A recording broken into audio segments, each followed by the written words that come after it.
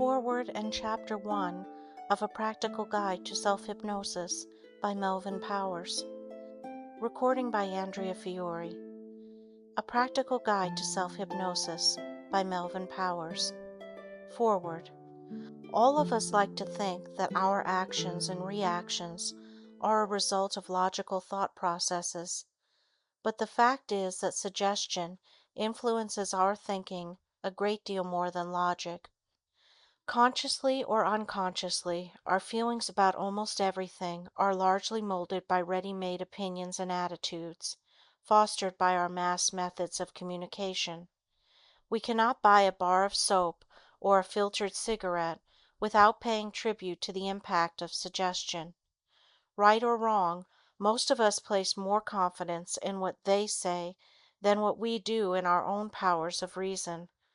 This is the basic reason why psychiatrists are in short supply. We distrust our own mental processes and want an expert to tell us what to think and feel.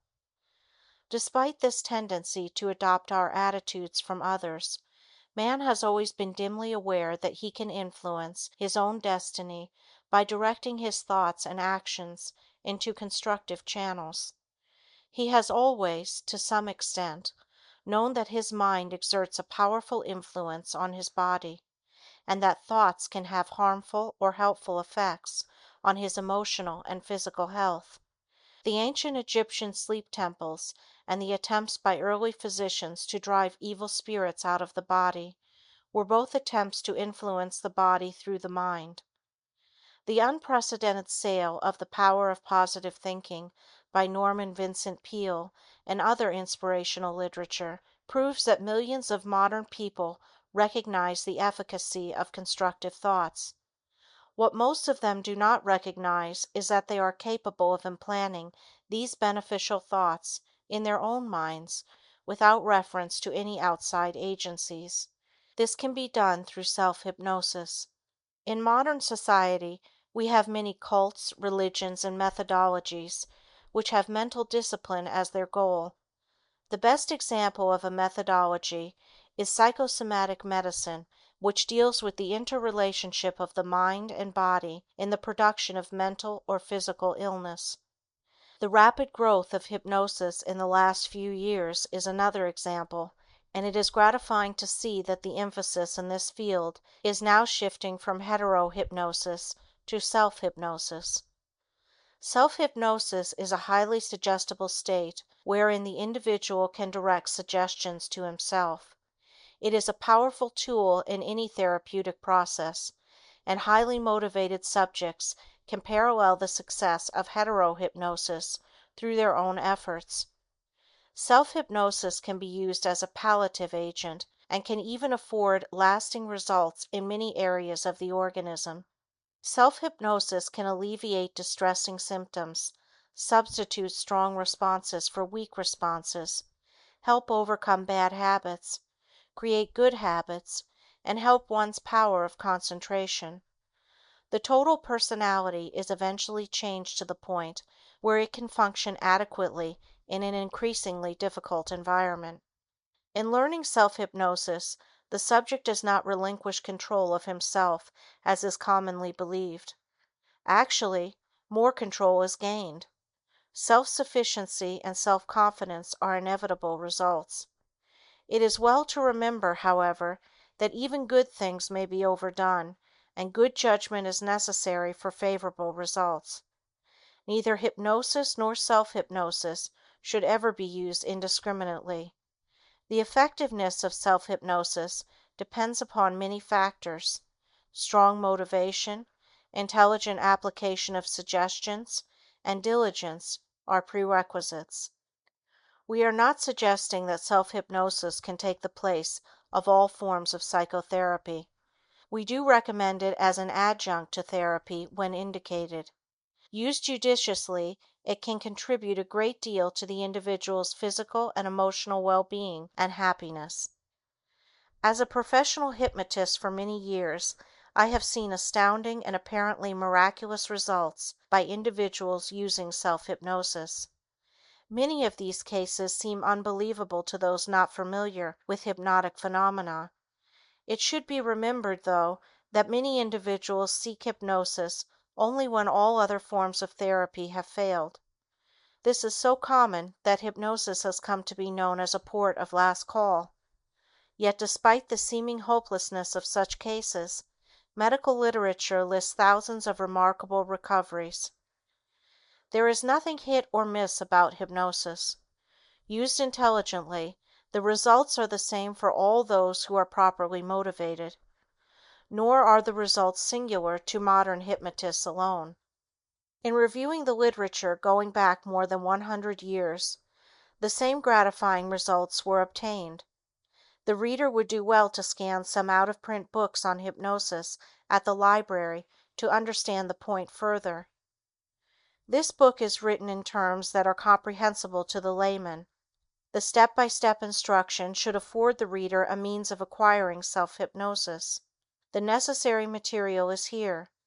The reader need only follow the instructions as they are given. The author wishes to thank Robert S. Starlett, member of the American Medical Writers Association, for his valuable help in the editorial preparation of this book. It is the author's hope that you will, through the selective use of self-hypnosis, arrive at a more rewarding, well-adjusted, and fuller life. Melvin Powers, 12015 Sherman Road, North Hollywood, California, 91605. Chapter 1.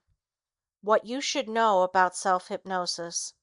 Hypnosis has been defined as a state of heightened suggestibility in which the subject is able to uncritically accept ideas for self-improvement and act on them appropriately. When a hypnotist hypnotizes his subject, it is known as hetero-hypnosis. When an individual puts himself into a state of hypnosis, it is known as self-hypnosis. In both cases, the subject has achieved a heightened state of suggestibility. Even in hetero-hypnosis, the subject really controls the response to suggestions. Actually, all hypnosis is really a matter of self-hypnosis. The subject enters into the hypnotic state when he is completely ready to do so. This may require from one to many attempts before it is achieved. Even if the subject insists that he wants to be hypnotized immediately, he may be resisting hypnosis unconsciously. In self-hypnosis, the same thing usually takes place. The subject is anxious to achieve self-hypnosis, but somehow the state eludes him. What's wrong? It may be that he is unconsciously resisting it, hasn't conditioned himself sufficiently, or has achieved the hypnotic state and doesn't know he is in the state. This last statement may be surprising, but we will examine it in detail a little later on. Most experts agree that about 90% of the population can be hypnotized. My own feeling is that probably 99% can be hypnotized. Who among us is not influenced by suggestion? Aren't we all, as we have seen, influenced by the suggestions of advertising? Don't we all have a tendency to believe what we read in the paper, hear on the radio, or see on television? Aren't we all convinced that a name brand article is better than one that is not so well known? Suggestion plays a tremendously important role in our daily lives. It begins from naming the baby with an appropriate name to securing a suitable place for interment. I would like to call the reader's attention to a fascinating book dealing with the unconscious reasons why we do so many of the things that we do. You will be intrigued with every page of the book. It is called The Hidden Persuaders by Vance Packard. My contention is that we are all suggestible, and therefore, being hypnotized or hypnotizing ourselves is just a matter of increasing the suggestibility that we already possess. Doesn't the hypnotist begin by suggesting relaxation? Doesn't he usually begin by requesting the subject to fix his attention on a particular object? Next, he suggests to the subject that his eyes are becoming heavy and tired. As soon as the subject closes his eyes, he suggests that he will be in a deep hypnotic state. I am sure that you are familiar with this procedure. With each step, the hypnotist is guiding the subject along directed lines to get him to accept further suggestions without question or doubt. When the subject achieves the ultimate state in this procedure, he has been hypnotized. He then accepts suggestions without equivocation. Let us continue with the same thought. Suppose I say to you, "I'm going to stick you with this pin. It won't hurt." Would you let me stick you with the pin? Obviously not. Let us suppose that you have been hypnotized and I repeat the same suggestion. What happens then?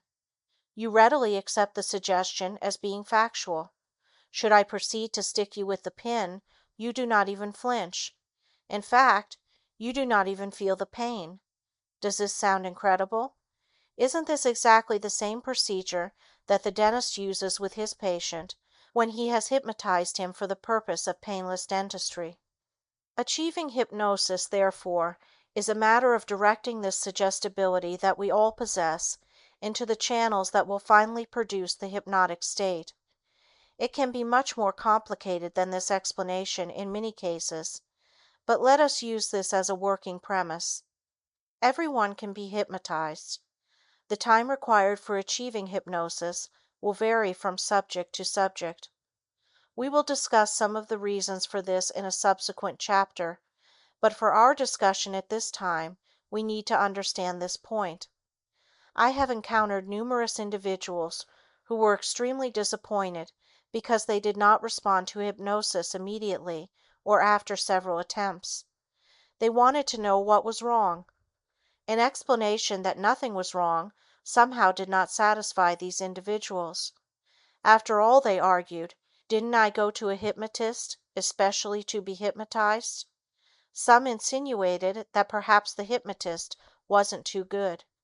Let me explain that most subjects need to be conditioned for hypnosis, and this conditioning is helped when the subject practices certain conditioning exercises that I shall discuss in detail in Chapter 6, titled How to Attain Self-Hypnosis. In my teaching, I have found that about 1 out of 10 subjects responds to the first attempt at hypnosis. One cannot make a definite statement as to the length of time necessary to learn self-hypnosis, but it is my experience that this usually takes about 1 month. I have had subjects learn self-hypnosis in about 30 minutes, but I must also relate that I have worked with subjects for 1 year before they achieved it. For the most part, the laws of learning apply to self-hypnosis as with anything else that one would want to learn. It can be a relatively simple procedure, or it can be very perplexing. The answer lies not so much with the hypnotist as with the subject. One question that arises is, if I'm under hypnosis, how can I give myself suggestions? During the hypnotic state, it must be remembered, the subject is always aware of what is going on.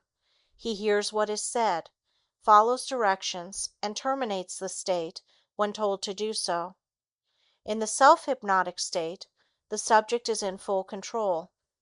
Therefore, he can think, reason, act, criticize, suggest, or do whatever he desires. He can audibly give himself suggestions, or he can mentally give himself suggestions.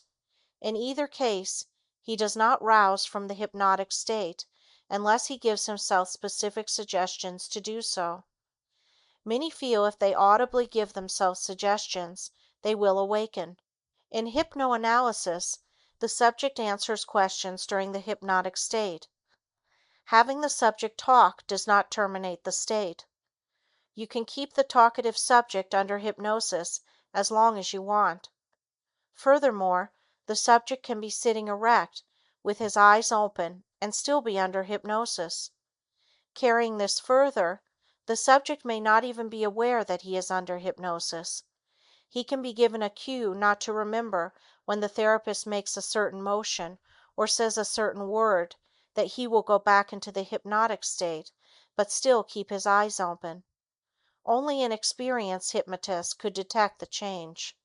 Another frequent question is, how do I arouse myself from the self-hypnotic state?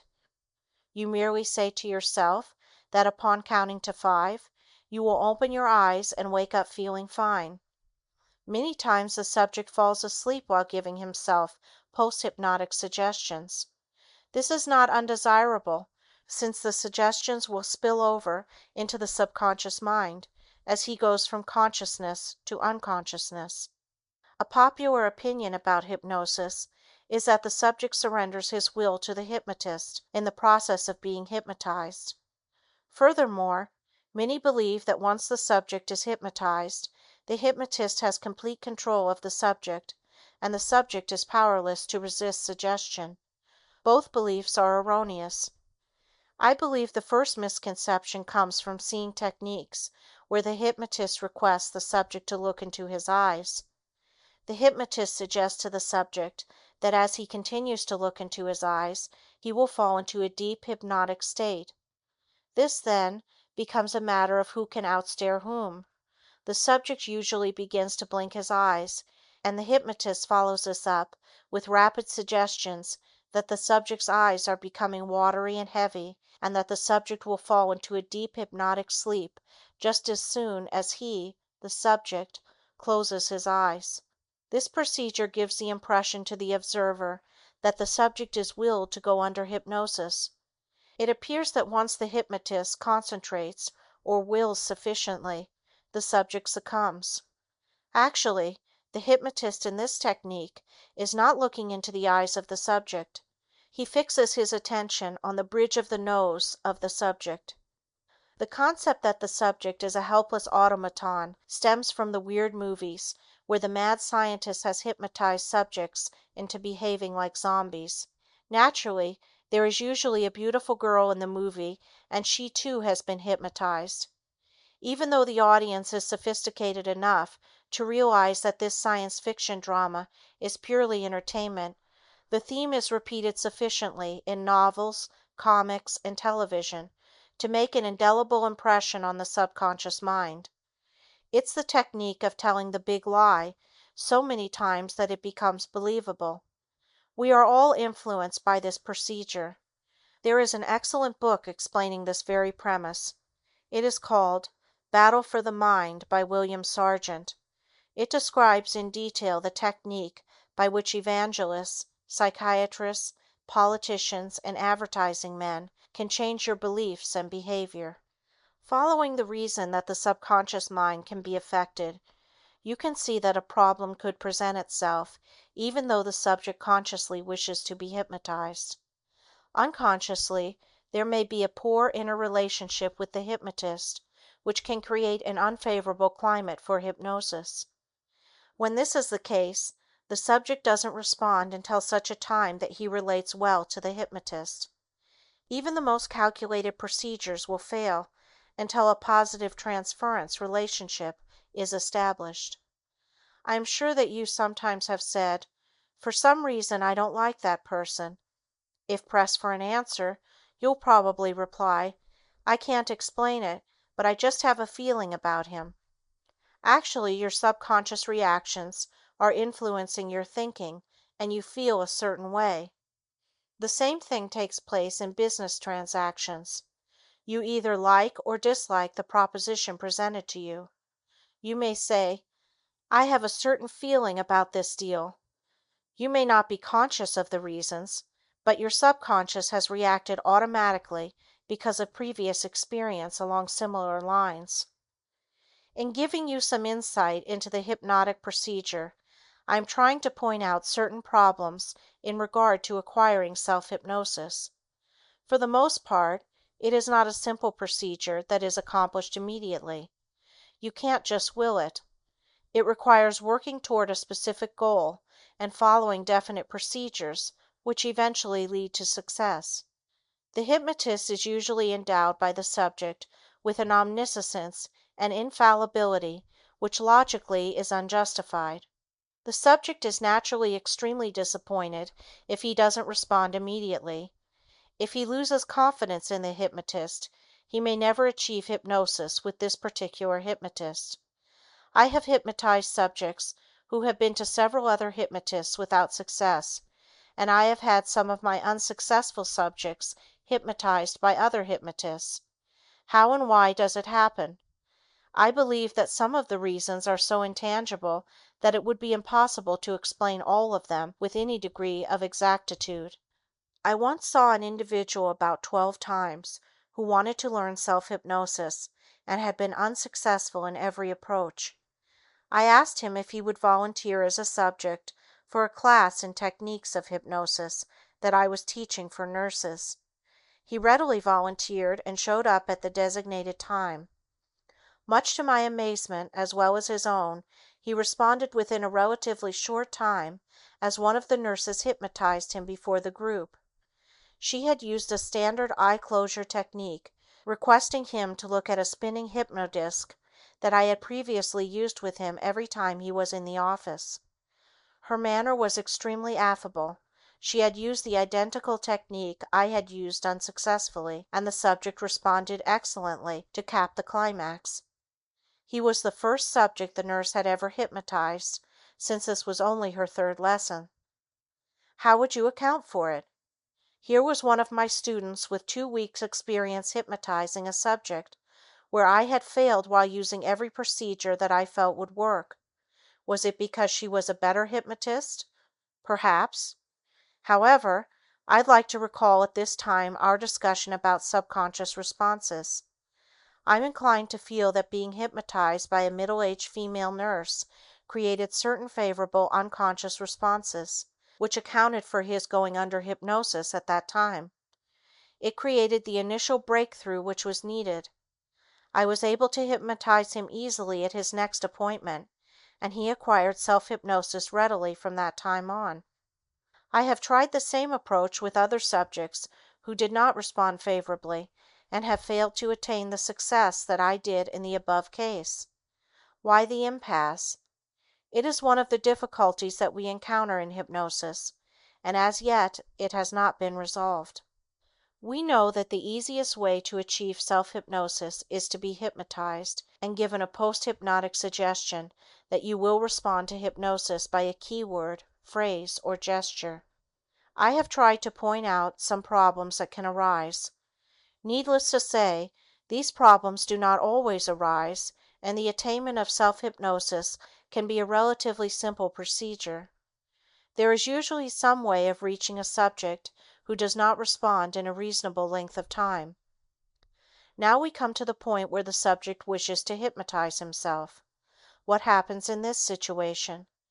It would appear that the subject would go under hypnosis immediately. After all, isn't he controlling the hypnotic session?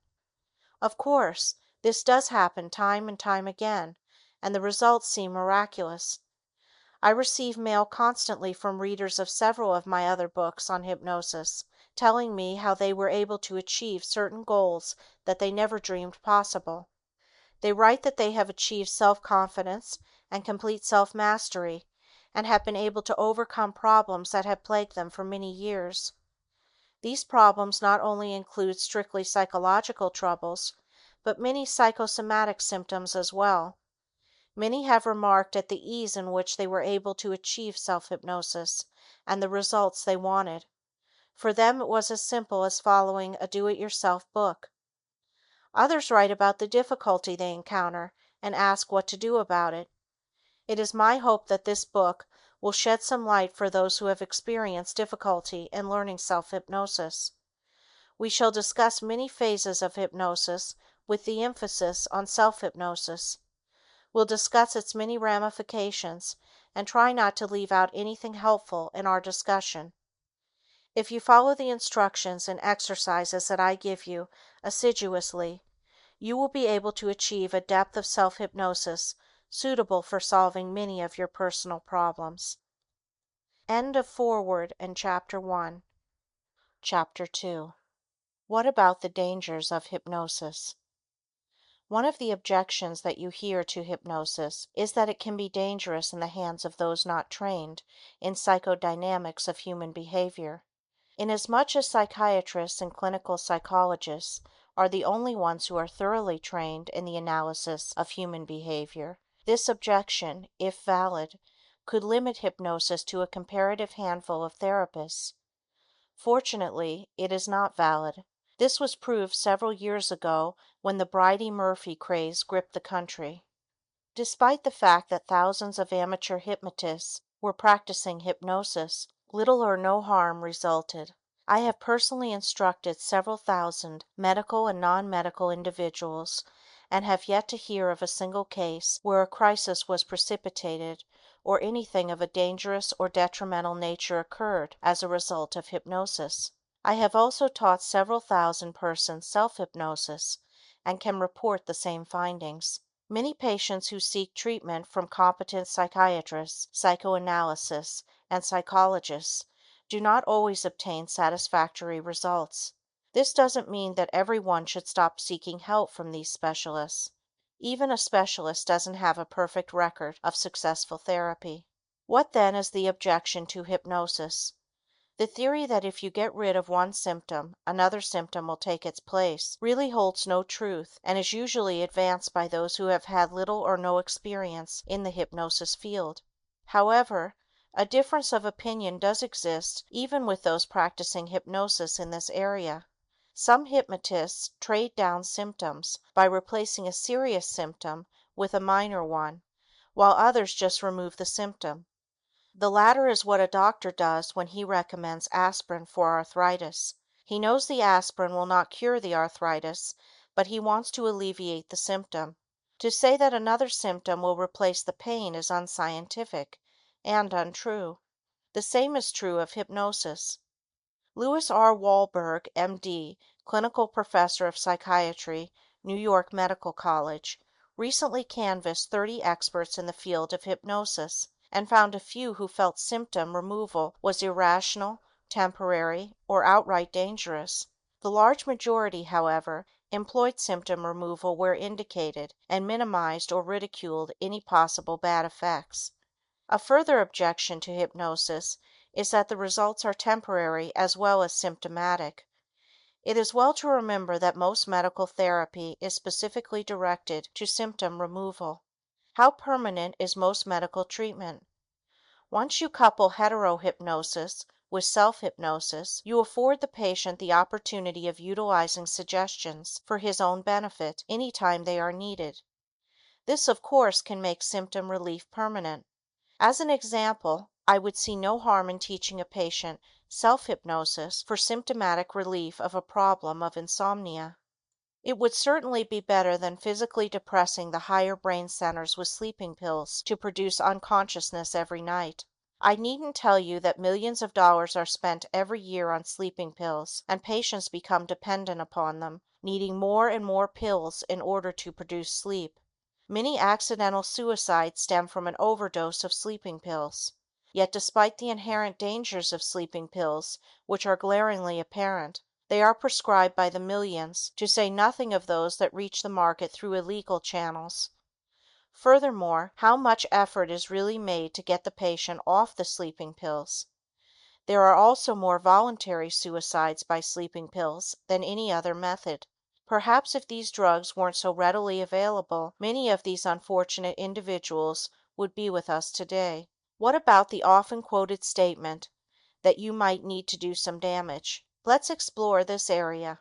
I assume that the reader is somewhat familiar with the work of Emile Coué, or at least has heard of his famous autosuggestion formula of day by day in every way, I am getting better and better.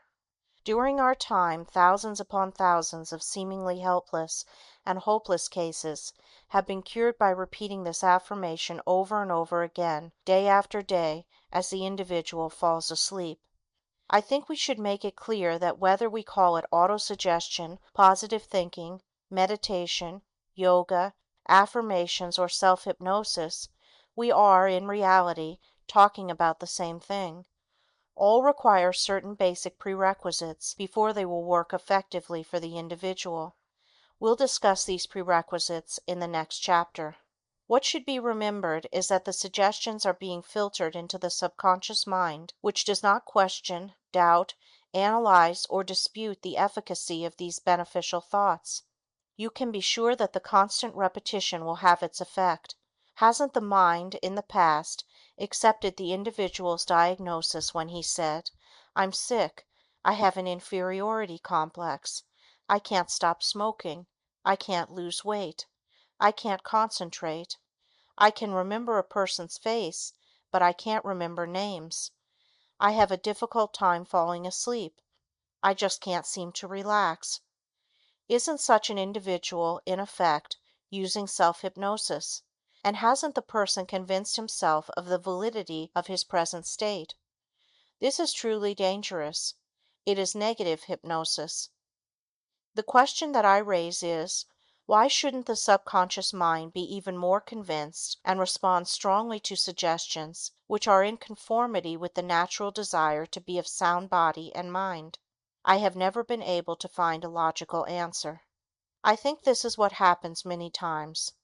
A person seeks help with a problem which in reality has nothing to do with hypnosis. His cure is not contingent on being hypnotized or on suggestion he or the hypnotist feel are indicated. You will read in nearly every book and article dealing with hypnosis that hypnotism is not a cure-all. No one has suggested or implied that it should be used exclusively for all emotional problems. You may read a newspaper article warning about the dangers of hypnosis. It may tell of a person who rid himself of one symptom and developed another in its place. You usually get a grossly distorted picture of what happened, with many aspects of the case not included. It's a matter of taking what you want to prove out of context. Propagandists use this technique all the time to get across their message. It's the old story of telling a half truth.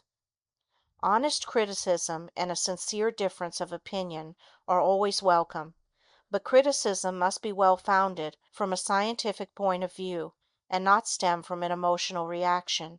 You have probably heard the remark, "I won't let anyone hypnotize me." What are they really saying, and what does hypnosis represent to such an individual?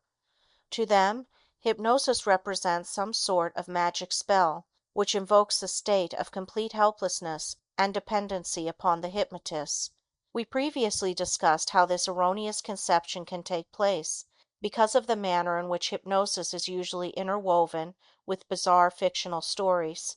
For many, the hypnotic state represents a period in which the conscious guard is dropped. They feel they may compulsively reveal the darker side of their nature, confess their hostility, or relate information they would never voluntarily divulge to anyone. This is the real danger they see in hypnosis. To protect themselves from it, they attack it. It is much like the fanatic vice crusader who militantly attacks sin in order to alleviate his own feelings of guilt stemming from the fact that vice actually attracts him. Fear of hypnosis takes different forms, but basically it is the fear of revealing one's true feelings. An employee, for instance, at a gathering which included the employer he dislikes, would never volunteer as a subject for hypnosis if the occasion arose. He would be afraid he would do or say something which might endanger his position. Hypnosis for him would be dangerous because he would be afraid to take the chance. The truth is, however, that this individual would be taking no chance. The hypnotic state is not a confessional period. The subject is aware at all times of what he is saying. If the subject does not wish to pursue a line of questioning, he tells the hypnotist. If the hypnotist persisted further along this line, the subject would shake off the hypnotic state.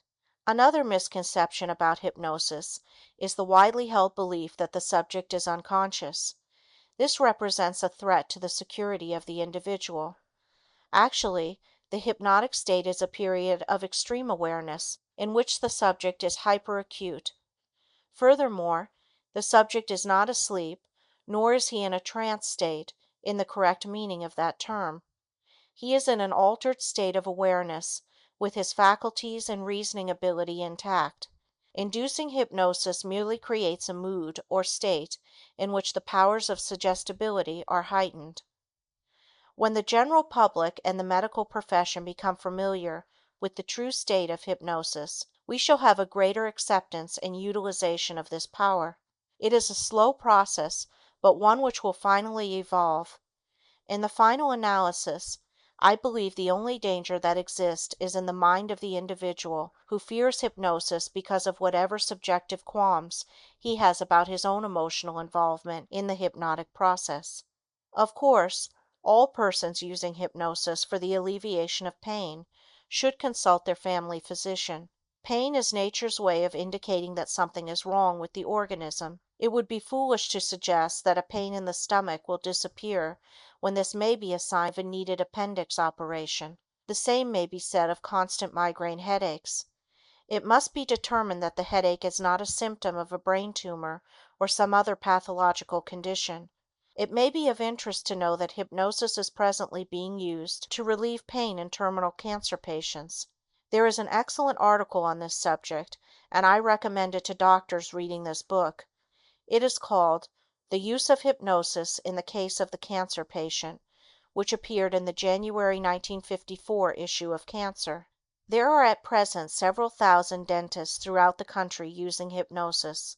They have formed their own society and publish a quarterly journal, the Journal of the American Society of Psychosomatic Dentistry. One of the best books in this field is called "Dental Hypnosis Handbook" by Jacob Stolzenberg, DDS. An excellent article is "Danger: Hypnotist at Work" by M. Abramson. The author reviews briefly the pros and cons regarding the medical use of hypnosis. He concludes, "It is the author's opinion, based on extensive personal experience of over 15 years, that the use of hypnotherapy by a physician or dentist who has been properly trained, and who uses this technique strictly within his field of competence, carries with it no more, and probably less, danger than the use of many other techniques of treatment used in medicine today." End of Chapter 2. Chapter 3. Is Hypnosis the Answer? Dr. George Estabrooks, professor of psychology at Colgate University and author of the book Hypnotism, made the following two statements in a paper called "The Future of Hypnosis," given as part of a program on the nature of hypnosis at the annual meeting of the American Psychological Association in 1959. It would be well to sound a word of caution against certain attitudes which have become prevalent and which can be well illustrated in the field of medicine. In this respect, direct suggestion is under the ban. For example, a dictum, "Never remove the symptom unless the cause is understood," is much emphasized. Its validity is greatly open to question, since much of medical practice is direct symptom removal, as only a little thought makes apparent. Another dictum generally followed is that the unconscious background of symptom complexes must necessarily be made conscious to effect a cure. Reasonable and thoughtful consideration of the extensive role of the unconscious in daily living and functioning renders this dictum much less credible. I should like to discuss both of these statements in some detail, as they invariably arise in the mind of the individual seeking help through hypnosis. The first thought that comes to mind is that all the religious healings cited in the Bible involve direct symptom removal. The cures that are effected by religious devotees traveling to sacred shrines are also in the realm of direct symptom removal. I have yet to hear a criticism of this type of treatment directed at religious leaders or condemnation of the religious shrines. These cures are accepted as evidence of the power of faith or attributed to the supernatural. In these cases, nothing is ever done to make the person cured understand the nature of the unconscious mechanisms which contributed to his problem. Religious healing cannot be dismissed by merely saying, "It isn't scientific." A methodology is only scientific when it works. It is of no value if it doesn't help the individual seeking help. We must face the fact that not all people can be helped by the same psychological treatment. We can readily see this in the following extreme example. An aborigine suffering from a psychological problem certainly wouldn't be a candidate for psychoanalysis as we know it. He could, no doubt, be helped much more readily by a witch doctor. It also stands to reason that the sophisticated Westerner would not be influenced by the incantations of a tribal medicine man. Going further, we find there are many schools of psychotherapy and many approaches to solving man's emotional problems. The cure rate for all of them, however, is approximately the same. I think we must accept the fact that there is no one sound, logical, scientific approach. I believe that so long as the end result is achieved, the methodology was scientific for that individual's needs. The goal of all therapies is to help the patient free himself from whatever emotional problems beset him. This approach, to some readers, may seem an oversimplification of a very complex problem, but I think it's time that we had a simple, workable formula devoid of technical jargon. Too often complex technical terms and theories have been glibly used to explain away failures. I believe we need more and more emphasis on measures to make the patient feel better rather than spending most of the time trying to find out why he doesn't feel well. This, of course, is symptom removal again. I should like to point out an interesting fact pertaining to biblical healers. So long as the fame of the healer preceded his arrival in any country, he was able to heal the sick. However, where his fame as a healer was either unknown or discredited, he found no faith and subsequently no cure. The earliest reference to hypnosis is in the Bible, Genesis 2:21. And the Lord God caused a deep sleep to fall upon Adam, and he slept. Dr. William Malamud, 86th President of the American Psychiatric Association, in an address delivered at the annual meeting in 1960, stated the following in a paper called Psychiatric Research, Setting and Motivation. During the last few years we have witnessed a growing trend of overemphasizing the value of exact methodology and uniformity of standards.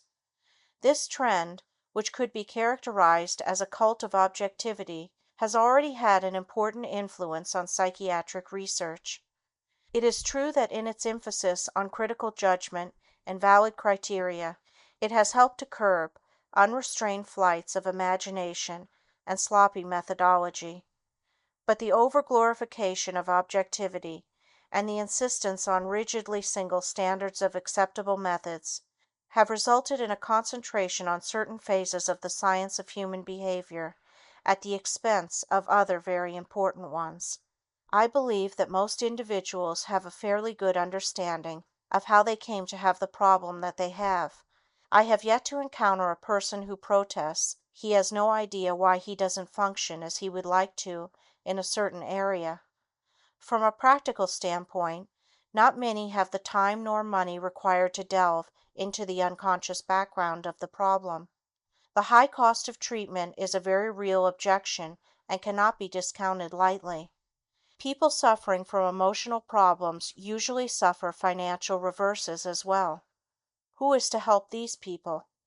There are very few places in the country where they can receive competent psychiatric help at a reasonable fee. Is there this type of help in your own community? It is only when the individual is destitute that the state provides whatever help it can. However, at this point, it's a long, hard struggle back to good emotional health. The National Association for Mental Health and its affiliates issue about 10 million copies of 200 different pamphlets on various aspects of mental health. To assess the value of these pamphlets, 47 mental hygiene experts held a conference at Cornell University. A report on this outstanding conference has been published. It is called Mental Health Education, a Critique. A feature by Ernest Havemann in the August 8, 1960 issue of Life contains a very worthwhile article on this conference, called Who's Normal? Nobody, but we all keep on trying. In Dissent from Mental Health Approach, experts decry futile search for an unreal goal. The following paragraph is taken from the Life article. What about psychiatry and psychoanalysis? This is a different matter. Many unhappy and problem-ridden people, though by no means all who have tried it, have profited from psychotherapy. Indeed, all the mental health pamphlets, as a postscript to all the self-help methods they advocate, wind up by advising the reader to seek professional care if his problems are serious enough. But the skeptics at Cornell cited statistics which to them show that psychiatric treatment is as remote for the average person as a trip to the moon. Aside from the expense, which most people would find prohibitive, there simply are not enough therapists to go around. The U.S. has around 11,000 psychiatrists and 10,000 clinical psychiatrists; in all, about one for every 8,500 citizens. If everyone with emotional problems decided to see a psychiatrist, the lines at the doctor's offices would stretch for miles. I assume that most readers of this book know that state hospitals are understaffed and unable to provide proper care for the mentally ill. Mike Gorman, executive director of the National Mental Health Committee, has written a crusading report on this very theme, called Every Other Bed. In this book, he tells us that every other hospital bed in the United States is occupied by a mental case. Mental illness costs the country $2.5 billion a year, besides the more important untold human suffering that can never be equated in dollars. The book is a shocking story of how we have let this happen, are still letting it happen, and of how little, for the most part, we, the general public, as well as the medical and psychological professions, are doing to correct this deplorable situation. It is time that we re-examine the dictums that say a symptom can never be removed unless the cause is understood, and the unconscious background of the symptom complexes must be made conscious and understood before a cure is effected. There are many positive thinking groups functioning in the religious field. Many of these religious groups are in existence primarily because of the dynamic philosophy or psychology they offer for everyday living. Couple this with a strong faith in God, and you have a combination which approaches infallibility. Recently we have had a series of best-selling books which expound this very theme. Does it work? Of course it does, when used properly. You can be sure that there has been criticism of this religious psychology. The criticism is that the basic causes of the problem are never dealt with and the unconscious conflict is not resolved. It's the same argument over and over again. What about the people helped? They seem to have made tremendous strides and are leading lives as well adjusted as anyone else. Once imbued with this spirit or feeling of well-being, it permeates every phase of their relationship in a constructive manner. The only reason that there isn't more criticism is that this type of psychotherapy is incorporated into the religious tenets of these groups, and criticizing another man's religion makes the detractor's entire philosophy unacceptable. I am strongly in favor of these groups because I would prefer having a religion that keeps pointing out the positive side of life and that life can be beautiful if you put your faith in God and practice positive thinking. It is certainly better than the clinical philosophy of its detractors or the grim religions which stress punishment. Think of the guilt feelings involved in the latter. No one can live up to such a formidable creed.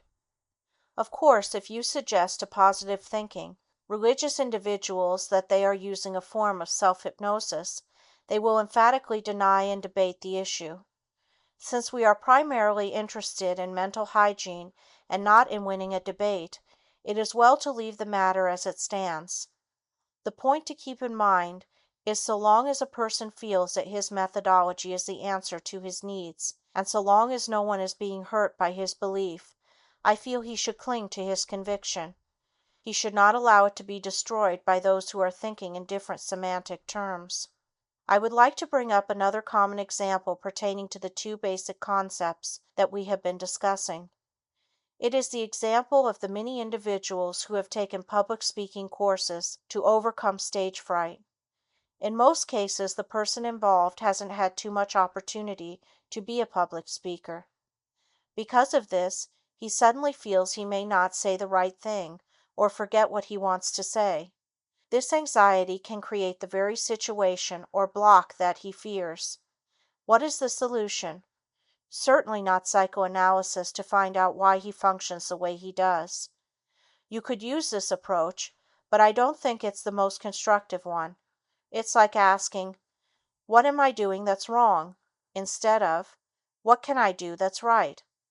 The most constructive approach is to take a course of instruction to get the actual practice and experience in the techniques of public speaking. Before proceeding further, I believe it is necessary to point out that I am not just being critical of the convictions of other sincere and dedicated individuals engaged in the field of mental hygiene.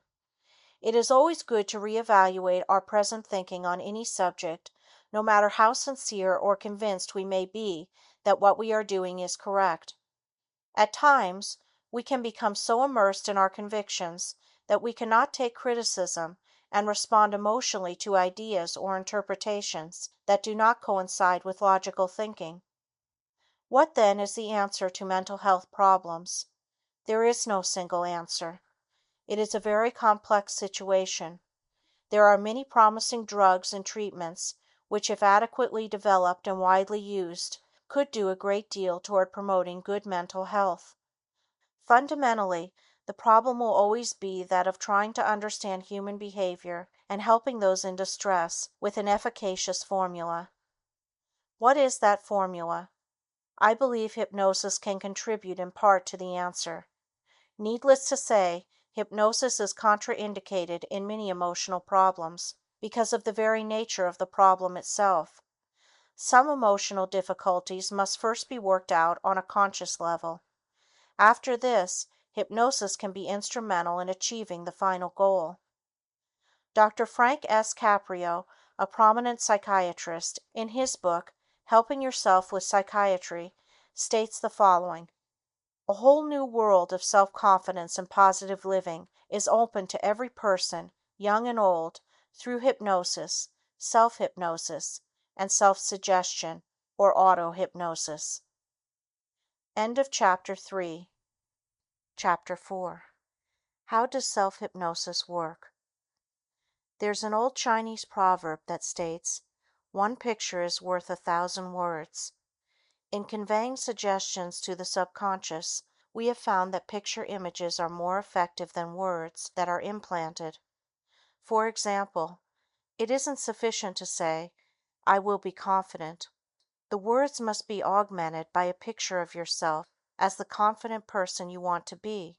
If you say, "I can't visualize myself as a confident person because I have never been that way," you can borrow those personality traits that you want for yourself. Imagine yourself endowed with the characteristics of some confident person that you know. The qualities that you seek may even be borrowed from a famous person.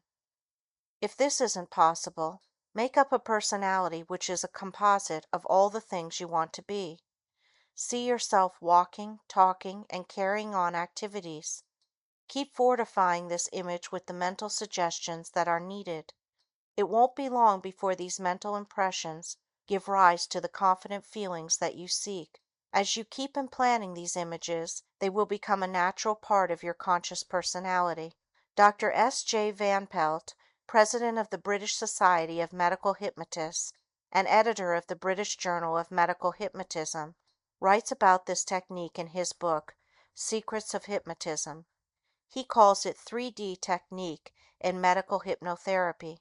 As you read the following paragraph, it would be well to remember that it contains the essence of making the self-hypnosis technique work, once you have achieved the hypnotic state per se.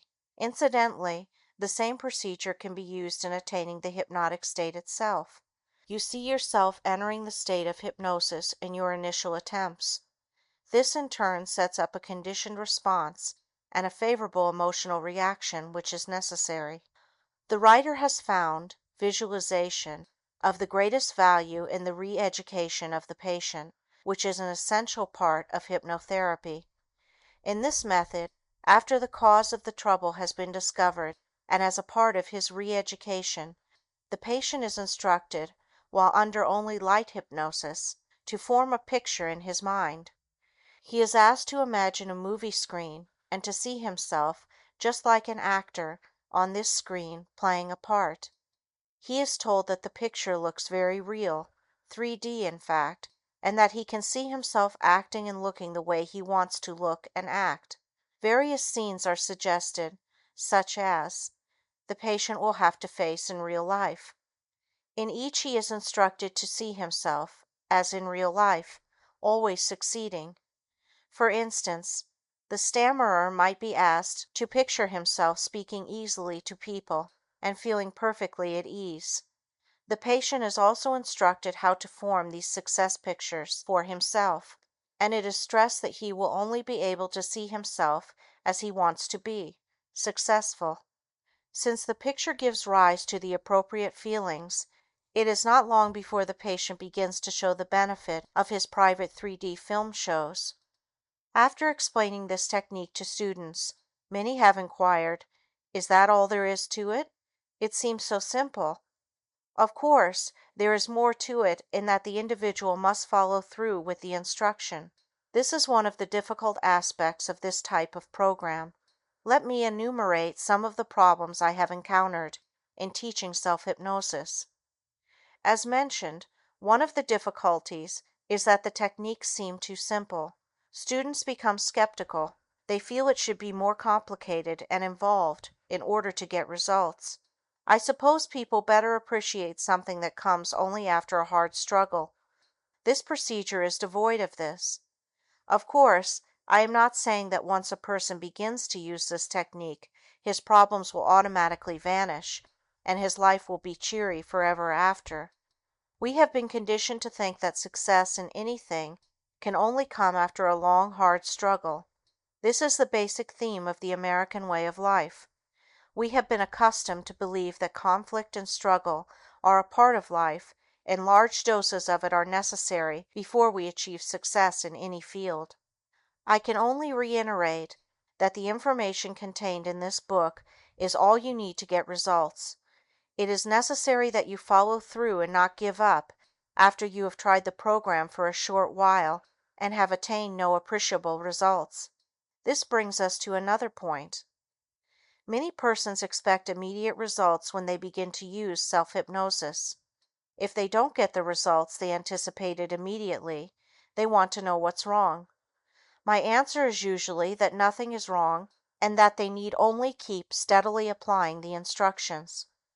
Certainly one doesn't become a proficient typist, musician, actor, or sportsman because he has mastered the basic techniques.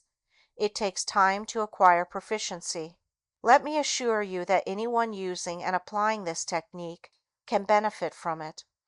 One of the troubles in dealing with any problem is routing defeatism and hopelessness. You can incorporate post-hypnotic corrective measures in the suggestions that you give yourself. However, I believe that they must be dealt with on a conscious level as well. You must believe that you can conquer your difficulties no matter how long you have had them.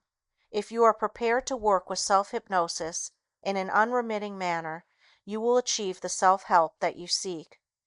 Now and then, you can anticipate a setback in your progress, but this needn't discourage you from your overall task. Recount the progress already made. If you have a letdown because you expected quicker and more dramatic results, remember that this is a common feeling shared by many with emotional problems. Remember also how long you have had the problem. No doubt you have tried other methods and became discouraged because you weren't making the progress you had anticipated. You dropped the idea and landed back where you started. Make up your mind consciously that you will work with untiring sincerity and a perseverance that will not falter because your chosen goal is not achieved immediately. I know of no therapy that leads straight to positive results without obstacles and intermittent failure. Success comes in spite of intervening failures because the ultimate direction has been clearly thought out and charted. Self-hypnosis will finally work because you are constantly conditioning your subconscious to react in a positive, constructive manner. The program must, of necessity, become automatic in nature. When it does, you will suddenly find yourself feeling the way you wanted to, and doing the things that you set out to do with the aid of self-hypnosis. You actually cultivate those feelings that you want. Hypnosis will not work with skeptics. Every so often a person comes to my office seeking help. He tells me that his family physician or his spouse feels that he should take my course in self-hypnosis. I inquire if he feels he might benefit from the course.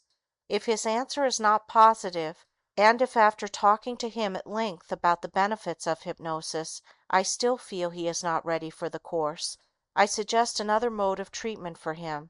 The reason for this is that unless the person is optimistic and enthusiastic about self-hypnosis, it just isn't going to work as effectively as it would otherwise. The very nature of a skeptical attitude limits the constructive forces that we wish to harness. Occasionally, individuals want indisputable proof that hypnosis is going to help them. It is impossible to give them the proof and unqualified reassurance that they seek. Yet these same people do not require proof from their physicians. No one can guarantee success. However, I do point out that the continued and intelligent use of self-hypnosis can be instrumental in directing the healing, curative, constructive forces of nature. Many times a metaphysical rather than a scientific approach is required. It's a matter of trying to satisfy the patient's needs. At times, it is helpful to allow the patient to attend a class in self-hypnosis. Being able to communicate and identify with other individuals seeking self-hypnosis often is enough to change his attitude. This is especially true when one or more of the students relates dramatic changes. Self-hypnosis works because we are able to condition ourselves to various stimuli. We condition ourselves consciously and unconsciously to many activities. When we experience anxiety, it stems from a conditioned process which could not have been conscious or unconscious. In self-hypnosis, the individual consciously works toward implementing and strengthening his own inherent strength and resources. These objectives, when attained, result in feelings of confidence, relaxation, self-mastery, and well-being. Furthermore, hypnosis utilizes a natural mental process. We all know that placebos work admirably in numerous cases. The dictionary defines the word placebo as an inactive substance or preparation administered to please or gratify a patient, also used in controlled studies to determine the efficiency of medical substances. Many controlled experiments have shown that people achieve similar results whether they take a placebo, which they think is the real medication, or real medication that was prescribed. Several years ago, many tests were carried out with antihistamines to prevent colds. The results were always the same. We are interested in what makes the placebo act as efficiently as the true medication. It stands to reason that a chain reaction is set up, actually causing a physiological result from a psychological situation. The unsuspecting patient declares, "I've never felt so good in my life." Yet this would have never happened if he didn't think he was taking the marvelous new medicine. A recent scientific study by one of the leading pharmaceutical houses concluded that one-third of the effectiveness of any medication depends upon the faith and trust that the patient has in the prescribing physician. I am sure that the placebo results and the patient's faith in the physician as contributing factors to the effectiveness of medications do not come as a revelation. We are all aware of such information. Our problem is how to harness this unconscious process for constructive goals. The answer is through self-hypnosis. Self-hypnosis, as we have explained it, uses a technique called visual imagery. This has been referred to by many different names, but for our purposes, we'll call it visual imagery. Within this technique lies one of the keys for achieving the goals that you want. There have been many famous books written incorporating this technique as a basis for achievement. Perhaps the most famous of all is called Think and Grow Rich by Napoleon Hill. In recent years, The Magic of Believing by Claude M. Bristol and The Power of Positive Thinking, already mentioned, have become well known. The book which gives direction to most of the books in this field is called Self-Mastery Through Conscious Autosuggestion by Dr. Emile Coué. I am sure the older readers of this book have heard the famous saying, which I will repeat here for emphasis: "Day by day, in every way, I am getting better and better." Invariably, in all these books, there is reference to the biblical quotation, "As a man thinketh in his heart, so is he." As the reader can deduce, we are not theorizing out a startling new discovery. The technique is as ancient as man himself and his dream of a better tomorrow. All books using the visual imagery technique will tell you to paint a vivid mental picture of the material things you wish to acquire, if it is a case of material wealth. For personal improvement, they tell you to paint a vivid picture of the individual you want to be. In most cases, you are told to do this in a relaxed or meditative state with as few distractions as possible. The next two requirements are constant repetition, conditioning, and a burning desire, motivation, to achieve what you set out to do. Aren't these books really talking about self-hypnosis? Aren't they describing precisely the techniques of self-hypnosis? The terminology is different, but the approach is the same. With these techniques, there is an aim to direct thinking, picturization, positive thinking, suggestions, and constructive thoughts or images to the inner self, or real self. Aren't they once again really talking about the subconscious mind? I have no argument with any workable approach to emotional maturity, but in many cases, we are actually becoming involved with the meaning of words, semantics. The quickest way to the subconscious is through self-hypnosis. In this self-hypnotic state, you are able to consciously direct suggestions to your subconscious mind. End of Chapter 4. Chapter 5. How to arouse yourself from the self-hypnotic state. You will note that this chapter precedes instruction on how to attain self-hypnosis. The reason for this is to alleviate whatever anxiety you may have in regard to the question, if I'm hypnotized, how do I awaken myself? It is important to understand that even though you are hypnotized, you are in control. You are aware of your surroundings, what is going on about you, can think clearly, and can arouse yourself very easily. It is only necessary to say or think, I shall now open my eyes and wake up feeling fine. You could also give yourself a specific count and say, as I count to 5, I'll open my eyes and wake up feeling wonderfully well and refreshed. 1, 2, 3, 4, 5. It should be remembered that while we sometimes use the word sleep to describe the hypnotic state, we are not actually referring to true sleep. This accounts for much of the confusion. The individual thinks, if I'm asleep, how can I awaken myself? If the subject were asleep in the true sense of the word, this would be impossible. Actually, the subject is in a special or heightened state of awareness. In self-hypnosis, he is extremely conscious, although his general physical appearance is one of passiveness. In the self-hypnotic state, the individual consciously gives himself whatever suggestions he desires. This proves he is conscious, and therefore can awaken himself with the appropriate suggestions. Occasionally, the subject falls asleep while giving himself suggestions or while relaxing to get into the right psychological mood.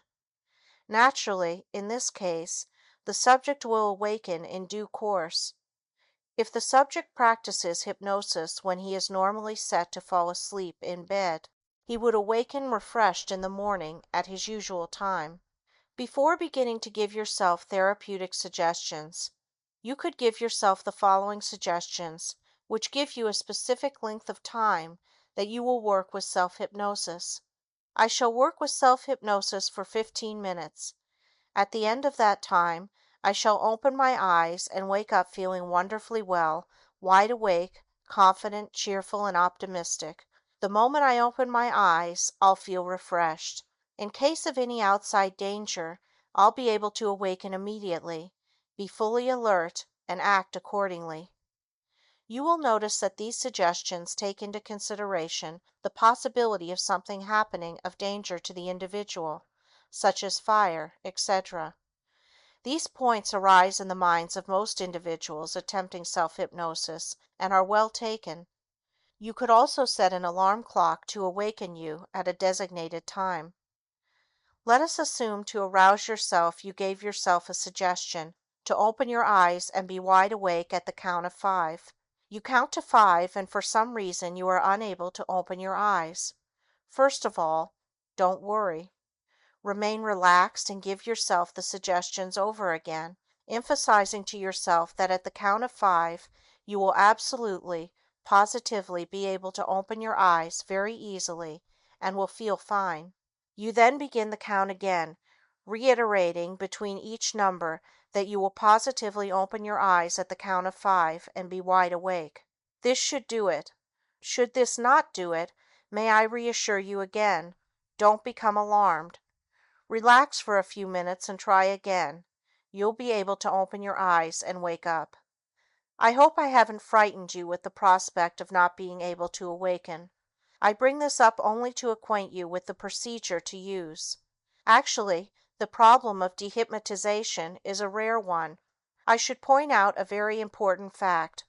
I have never had a subject practicing or using self-hypnosis tell me he had the least bit of difficulty in awakening himself from the self-induced hypnotic state. I have had persons tell me that they heard or read of a case where the hypnotist could not bring the subject out of the hypnotic state, and as a result, the subject slept for so many days. Not one of those stories could be documented. Years ago, for publicity purposes, stage hypnotists would have a subject sleep in a store window for several days. This was on a voluntary basis, though, and should not be confused with what we are discussing. In working with subjects, I have very rarely had a subject who did not awaken at a specific count, but I have had this experience. I have usually found that the subject is so relaxed that he just didn't want to awaken for fear of losing this pleasant sensation. When the subject doesn't awaken, I merely ask him in a calm manner, "Why don't you wish to wake up? You can answer me without awakening from the hypnotic state." He usually replies he'd like to remain in this state for another 5 minutes or so. I agree to this extended period, while getting a firm commitment from him that he will awaken after this period. This is usually sufficient to bring the subject out of the hypnotic state. Occasionally, the instructions to wake up are not clear to the subject. If this is the case, clearer instructions should be given. You could also deepen the hypnotic state and then give suggestions to awaken at a specific count in a very authoritarian manner. Every so often, I have found that the subject has fallen into a natural sleep and just hasn't heard the instructions. In this case, I raise my voice, which is usually sufficient, or gently shake the subject, awakening him as you would any sleeping person. I would like to relate a rather interesting experience that I had with a male subject. I had worked with this particular subject 6 times previous to this occasion. He was a good hypnotic subject, and he failed to awaken in the usual manner. Since he had carried out several post-hypnotic suggestions, it was rather perplexing to analyze what had happened. After about 10 minutes, he finally agreed, while he was under hypnosis, to awaken at a given count. I asked him what was the nature of the difficulty. He replied, "I wanted to see how you would react." In conclusion, having difficulty in dehypnotizing yourself is extremely rare. Should it happen, keep calm and repeat the suggestions with emphasis. Even in heterohypnosis, where the hypnotist hypnotizes a subject, it is extremely rare. There are explainable psychodynamic factors for this. However, they can be met adequately while the subject is under hypnosis. End of Chapter 5. Chapter 6. How to attain self-hypnosis. Let us begin with the hypothesis that anyone can learn and practice, to some degree, the science of self-hypnosis. We shall assume that you have carefully thought out what you want to accomplish. You have, through self-analysis, come up with reasonable goals of therapy and self-improvement. The next step is the acquisition of the hypnotic state, per se. Before giving you the specific instructions, I would like to clarify a question which invariably arises in teaching a student self-hypnosis. It is, are the suggestions that I give myself as effective as the ones you would give me in hetero-hypnosis? It is natural to assume that the suggestions of the hypnotist would be more effective than those given by the subject himself, but both have the same intrinsic value. It is well to remember that all hypnosis is really self-hypnosis, and all heterosuggestions are transposed into self-suggestions. If the hypnotist firmly suggests, "From this moment you will feel very confident in all life situations," the subject automatically and unconsciously rephrases the statement, "From this moment, I will feel very confident in all life situations." The subject, ordinarily, mentally or aloud, repeats all suggestions using the pronoun I instead of you. The easiest and quickest way to learn self hypnosis is to be hypnotized and given a post hypnotic suggestion to the effect that you will be able to put yourself into the hypnotic state at a given stimulus whenever you desire to do so. The hypnotist need not be a professional. Anyone understanding the rudiments of hypnosis can do this. However, let us assume you want to learn self hypnosis and cannot find help. If you understand and consciously practice the instructions that I shall outline, you will attain your goal. Sit in an easy chair or recline on a sofa or bed. Next, choose a point of eye fixation on the ceiling, preferably a spot behind you, which would normally cause eye fatigue or strain. Now breathe very slowly and deeply. As you do this, repeat aloud or mentally the word sleep as you inhale and deep sleep as you exhale. Do this for several minutes in a very monotonous manner until such a time as you find yourself getting drowsy. Next, suggest to yourself that your eyelids are becoming heavy and tired. The goal is to acquire eye closure using this method. You want to reach a state where it is uncomfortable to keep the eyes open. Once you get your eyes closing, seemingly of their own volition, you have reached the first step in achieving self hypnosis. You can repeat to yourself such suggestions as, "My eyelids are becoming very heavy and tired. My eyes are becoming very watery. My eyelids are blinking. I just want to close my eyes. The moment I close my eyelids, I shall fall into a deep, sound, hypnotic sleep. Even though in a deep state of hypnosis, I shall be aware of my surroundings and be able to direct post-hypnotic suggestions to my subconscious mind." When your eyelids actually become heavy or when your eyes actually begin to water, you intensify these feelings by repeating affirmative suggestions along these very lines. This is known as the feedback technique and helps to reinforce the actual condition that exists. Proceeding in this way hastens the actual closing of the eyes and attainment of the hypnotic state per se. Let us assume that you practice this procedure and seemingly nothing happens. Continue to practice it again and again until such a time as you are able to achieve an eye closure. You will eventually be able to do this within a relatively short period of time. One of the best times to practice the technique just given is when you are falling asleep at night. The lights are out and you are lying in bed. Choose an imaginary spot above and behind your eye level so there is some strain on the eye muscles. Now begin giving yourself suggestions that your eyelids are becoming heavy, etc.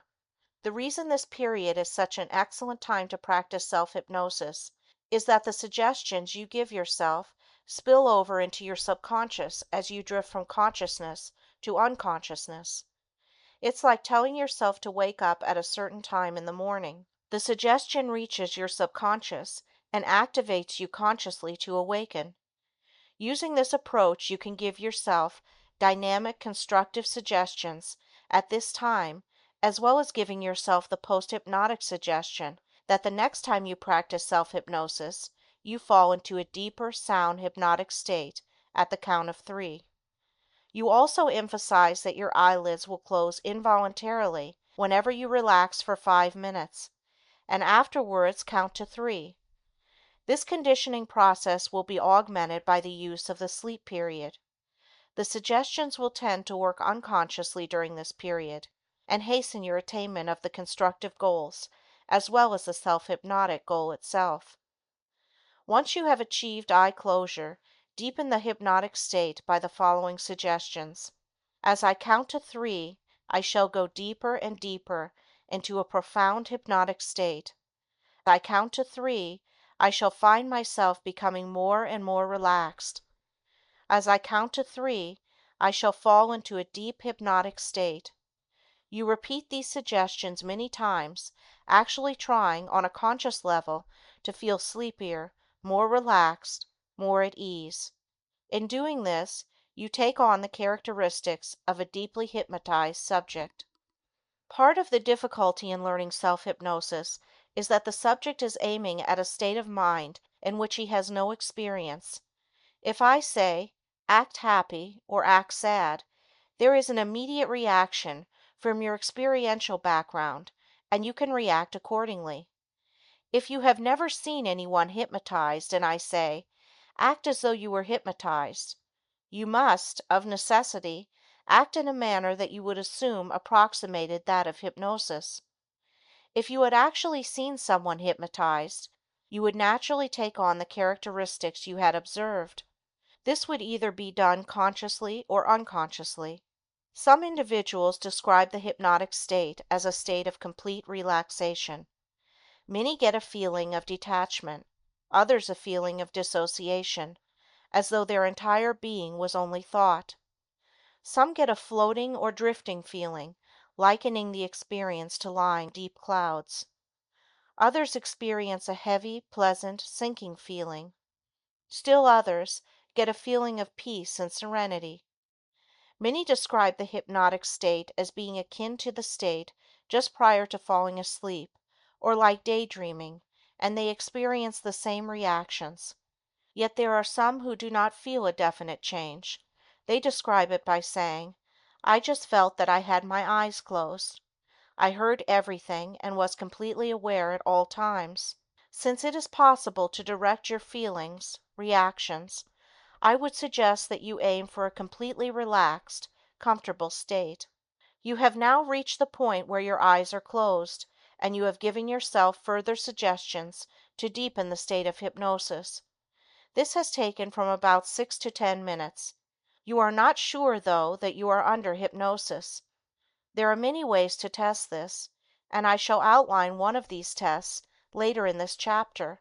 However, for your initial attempts, it isn't too important whether or not you are under hypnosis. You are still to give yourself the post-hypnotic suggestion that the next time you attempt to hypnotize yourself, you will fall into a deeper and sounder state after you have relaxed for about 5 minutes and counted to 3. In your initial attempts, you will be trying to establish a conditioned response to the count of 3, which will subsequently cause your eyes to close and put you under hypnosis. Eventually, you should react instantly to the count of 3 or any other cue you may use to trigger the response.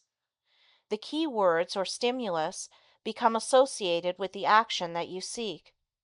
Through repetition, just thinking about the stimulus can bring on the response. This is known as ideomotor action and is present in the waking as well as the hypnotic state. Pavlov's famous experiments, which induced dogs to salivate when a bell was rung after previously having food fed to them at the same time, are examples of this type of conditioning. Don't we generally become hungry if someone tells us it's noon and time for lunch, when in fact it's only 11 o'clock? I had a common experience recently that I'm sure many readers have shared. One of my neighbors, seeing my car was parked in front of my house and knowing I was home, called to say he was dropping in to see me. While working on the manuscript of this book, I thought I heard the doorbell as I was typing. I went to the front door and no one was there. I even walked around the house looking for him because I was so certain I heard the bell.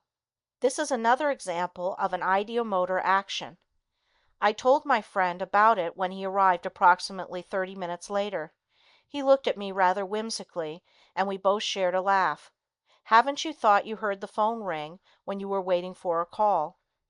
In the chapter, How Does Self-Hypnosis Work?, stress was laid on the importance of the visual imagery technique. During every attempt to achieve self-hypnosis, you attempt to visualize yourself going into the hypnotic state.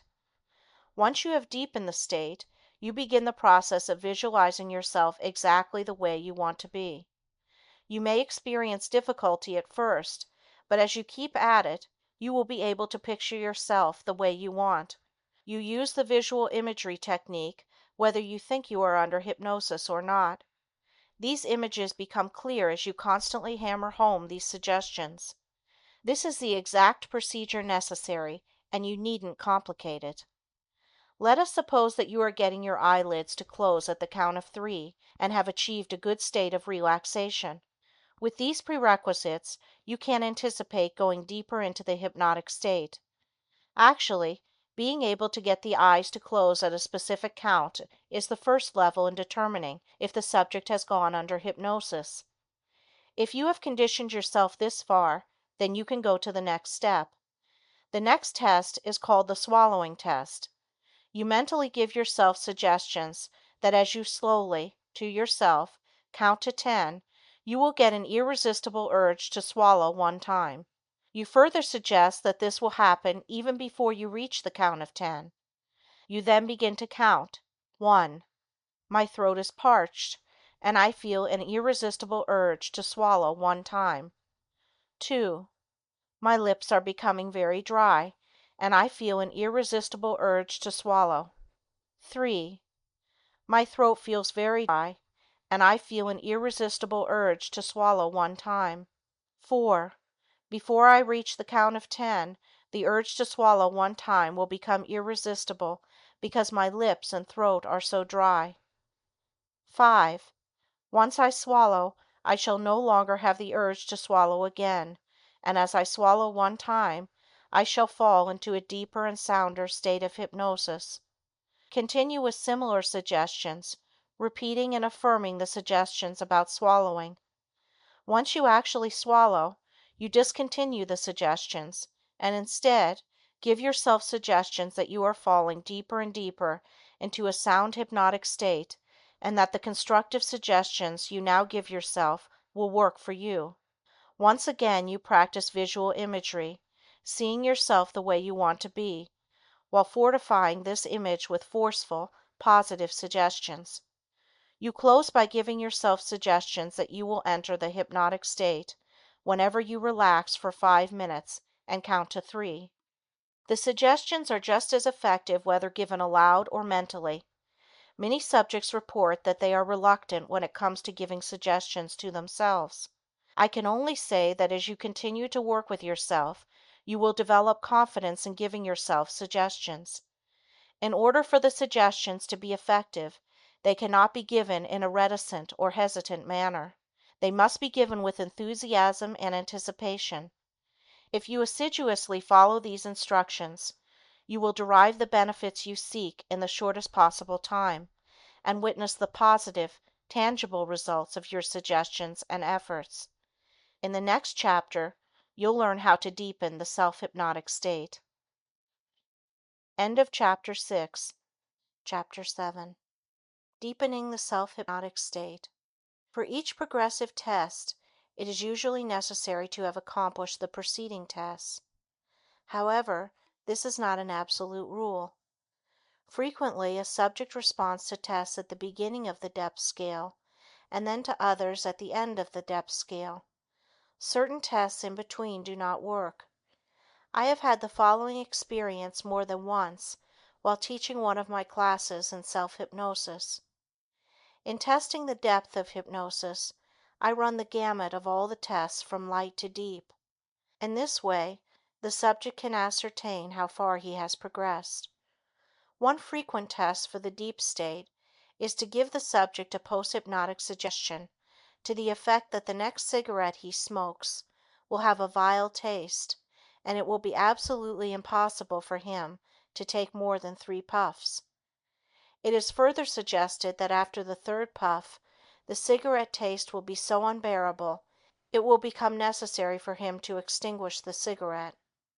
We can expect an excellent hypnotic subject to comply with these post-hypnotic suggestions, but a subject who hasn't even passed the eye closure test, test number 1, or any other test, may unexpectedly react perfectly to the cigarette test, which we know is a standard test for determining if the subject has entered into a deep state of hypnosis. How can you account for it? There is no simple or positive answer.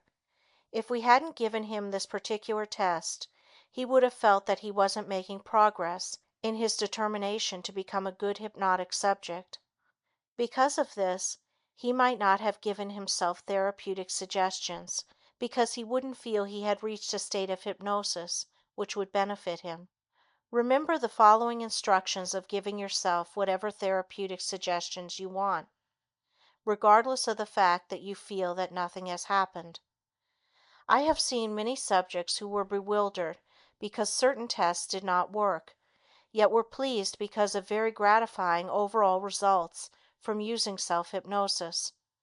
They were baffled because of their inability to pass certain tests, which they felt were a prerequisite to the success of constructive suggestions they gave themselves. It is commonly felt that the deeper the state of hypnosis, the better the results. In actual practice, I have not found this to be so. I have had excellent results in a relatively short period of time with subjects who only achieved a light state, and it has been necessary to work with others who achieved a deep state of hypnosis for a longer period before lasting results were in evidence. Naturally, each individual presents a different set of needs, and even though the symptoms may be basically the same, each will respond favorably when his requirements are met. This happens on a conscious as well as an unconscious level. For example, the mere assurance by a physician that the patient is all right and has nothing to worry about is often sufficient to bring about desirable results. Another example is the mother who stops the sobbing of her hurt child by a loving kiss. A logical approach, pointing out to the child that he really didn't hurt himself, would never have worked. We have all heard stories of primitive tribesmen who have died because they knew they were the object of death wishes by another member of the tribe. The key to achieving a greater depth of self-hypnosis lies in the use of the visual imagery technique. You see yourself going into the hypnotic state, deeper and deeper. You even picture yourself, using this technique, passing various progressive hypnotic tests. The second part of the key lies in giving yourself a post-hypnotic suggestion that each succeeding attempt will put you into a deeper state as a result of a given stimulus, such as the count of 3. The following instructions should not be attempted usually unless you have been successful in achieving the two basic tests, the eye closure as well as the uncontrollable urge to swallow, followed by the physical act of swallowing at a specific count. If the conditioning process works for these two tests, you have achieved the lethargic state of hypnosis. This is the first state of hypnosis and is generally referred to as the light state. Therapeutic suggestions can work admirably in this state. The next state of hypnosis is known as the cataleptic state and is referred to as the medium state. Generally, hypnosis is divided into 3 states: the lethargic light state, the cataleptic medium state, and the somnambulistic deep state.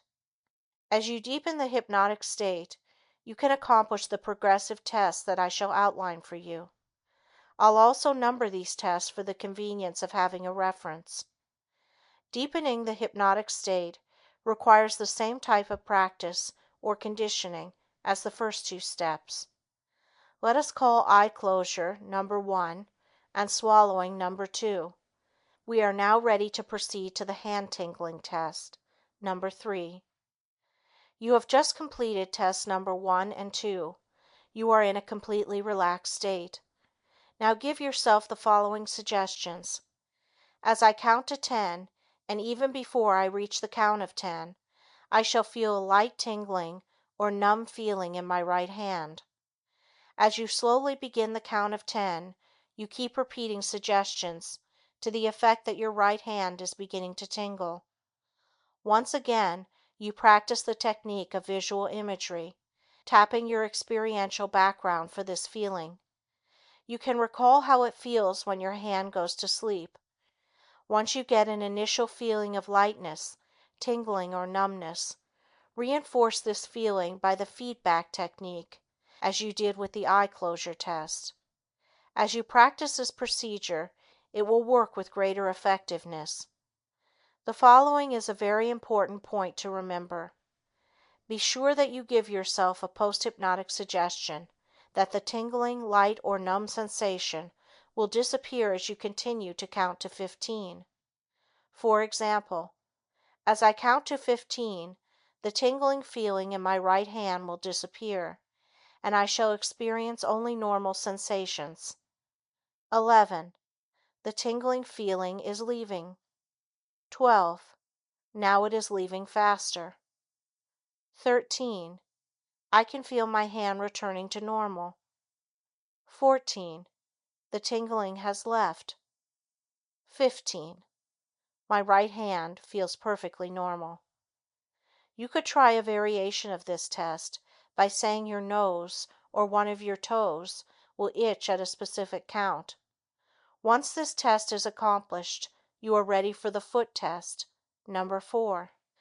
You will remember that the key to achieving a greater depth of hypnosis lies in visualizing yourself going deeper with each attempt and accomplishing progressive hypnotic tests. Keep this in mind. For a moment, let us go back to the hand tingling test, number 3. Once you have been successful in accomplishing this test, use the visual imagery technique to see yourself successfully responding to the foot test. Once you have actually accomplished test number 4, you see yourself accomplishing the hand levitation test, number 5.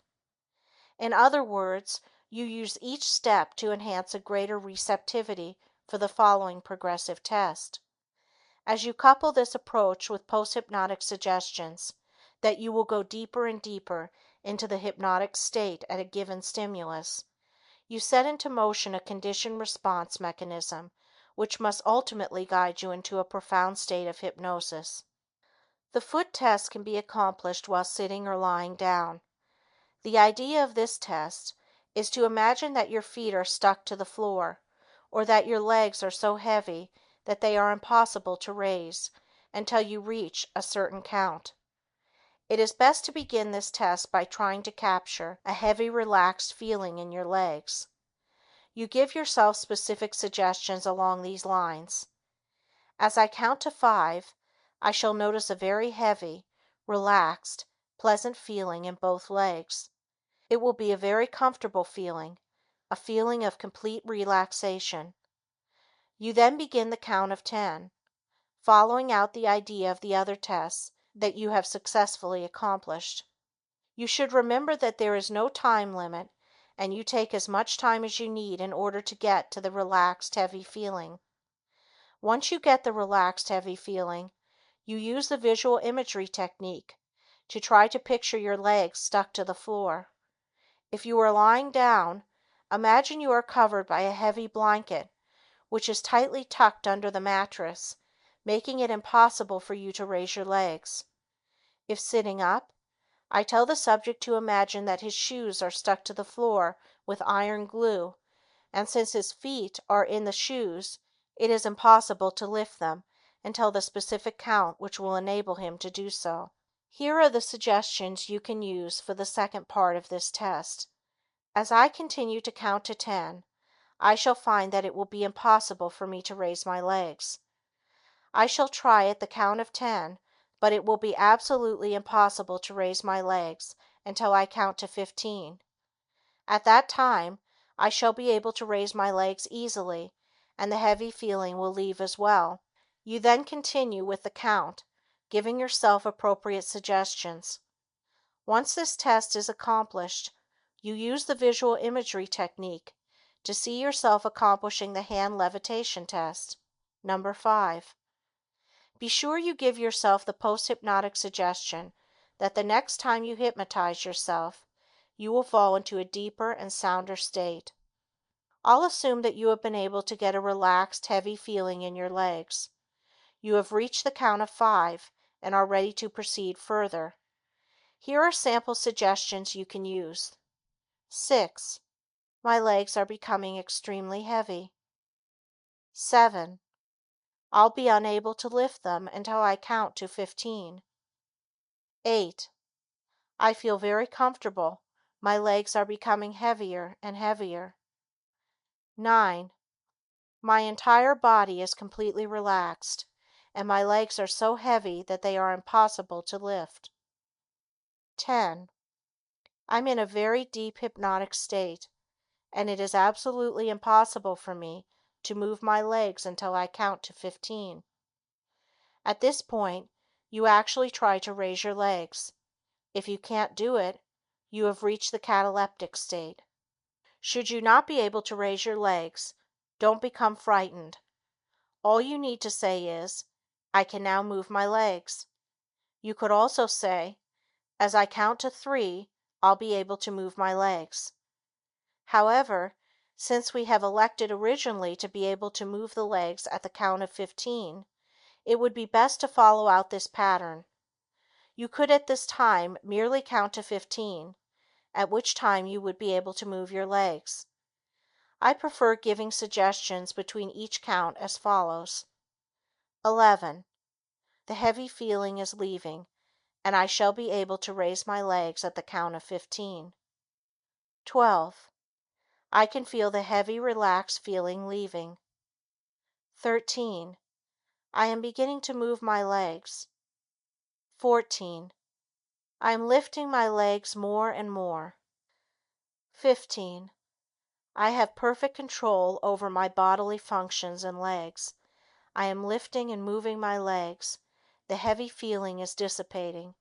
I am in complete control. I can now give myself post-hypnotic suggestions that will be very effective and beneficial.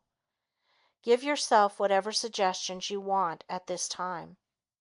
Let us suppose that you tried the foot test for some time and were unsuccessful. Perhaps this puzzles you, and you wonder why it didn't work. Perhaps you were able to get a heavy feeling in the legs, but the second part of the test didn't work. The following information will help you to understand why you were unable to complete this cataleptic test.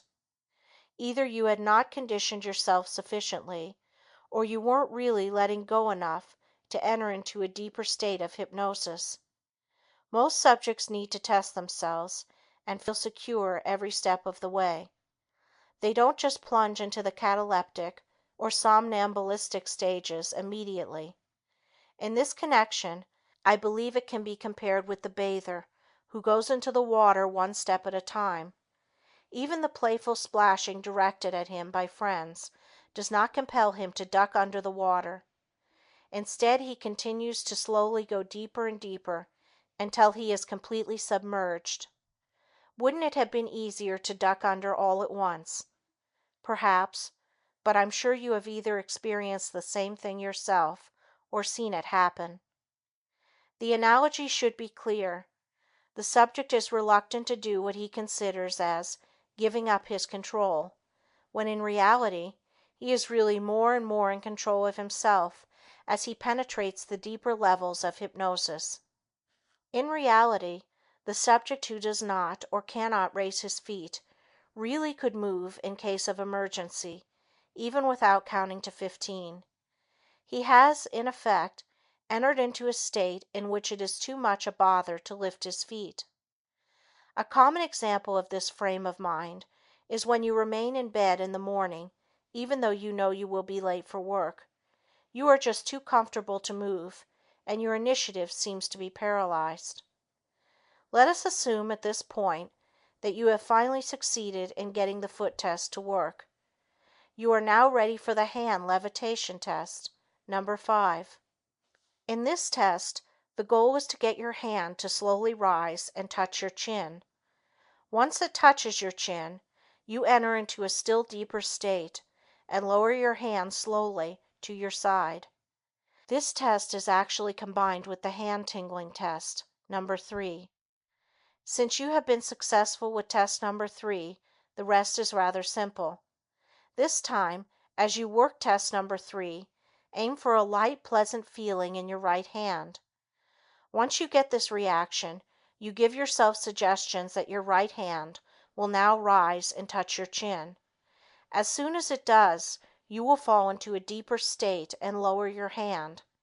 Here are the suggestions that you can use.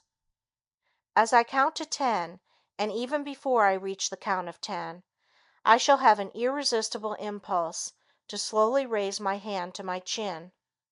As I progress with the counting, my hand will slowly rise, and the impulse will become stronger and stronger. As soon as my hand touches my chin, the impulse will leave. I will then lower my hand and fall into a very deep hypnotic state. I shall be fully aware of what is happening, my surroundings, and will be able to give myself beneficial post-hypnotic suggestions. At this point, you start counting to 10, giving yourself suggestions that your right hand, which already has a light feeling, will begin to slowly rise to your chin. Time the counting to coincide with the actual physical act of raising your hand. You are trying to feel an involuntary urge to raise your hand.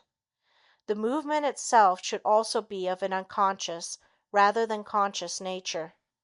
A conscious raising of your hand to your chin is not what you are looking for in this test. Should you experience difficulty in attaining the first movement of your hand, you can give yourself assistance by consciously and slowly raising your hand just to get it started. The rest of the movement, as mentioned, must be automatic. Should you find it necessary to start your hand rising, use the feedback technique to continue the movement. You can give yourself the following suggestions. 1. My right hand is beginning to rise. 2.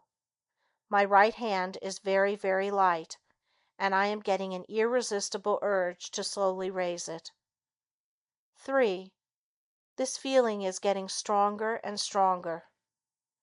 4. My right hand is rising more and more. 5. My hand is rising toward my chin. 6. As soon as my hand touches my chin, I shall fall into a deeper and sounder state of hypnosis. 7. My hand is rising closer and closer toward my chin. 8. The feeling of lightness is becoming stronger and stronger. 9. My right hand is about to touch my chin. As soon as it does, I'll fall into a very deep hypnotic state. 10. My right hand is touching my chin. I'm falling deeper and deeper into a sound hypnotic state. I'll now slowly lower my hand and continue falling into a deep, sound, pleasant state of hypnosis. The light feeling has left my hand. You should not attempt to memorize the exact phraseology for any of the tests. You are to merely use the suggestions that have been written out for you as a guide. The timing of the suggestions is the paramount consideration in attaining successful results. Don't be impatient. Take as much time as you need.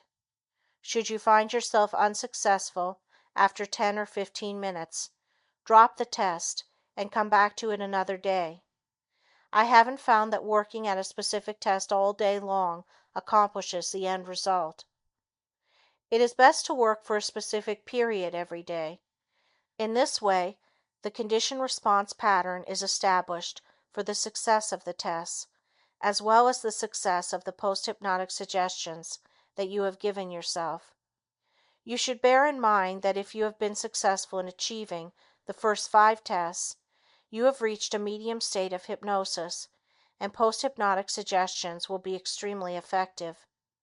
In the next chapter, you'll learn, psychologically, how to go even deeper into hypnosis. You'll learn those psychological factors that are important to know, and that can contribute to your development into an excellent hypnotic subject. Following this, the subsequent chapter will give you further tests and instructions for developing into a somnambulistic subject. End of Chapter 7. Chapter 8. What you should know about becoming an excellent subject. Becoming an excellent subject follows the same general rules for becoming proficient in any other endeavor. It depends upon your motivation, persistence, and willingness to devote time and study to the subject. Let us agree that most individuals can learn to play a musical instrument to some degree. This degree is usually sufficient for their own needs. To become a virtuoso, however, it is necessary to study the instrument and devote a great deal of energy and time to practice. The same example could be given for most undertakings. Anyone can learn to hit a golf ball, but being able to control the direction and distance and become a skilled golfer is quite another matter. If you have been successful in accomplishing the first 5 tests, you can consider yourself a good hypnotic subject. Becoming an excellent subject entails following the same procedure used in accomplishing the first 5 tests. Some may proceed very easily into the somnambulistic state, and others may have a difficult time reaching this deepest stage. Understanding some of the psychology involved and assuming the right psychological frame of mind for the attainment of the somnambulistic state is more important than just working blindly in an attempt to get the somnambulistic tests to work.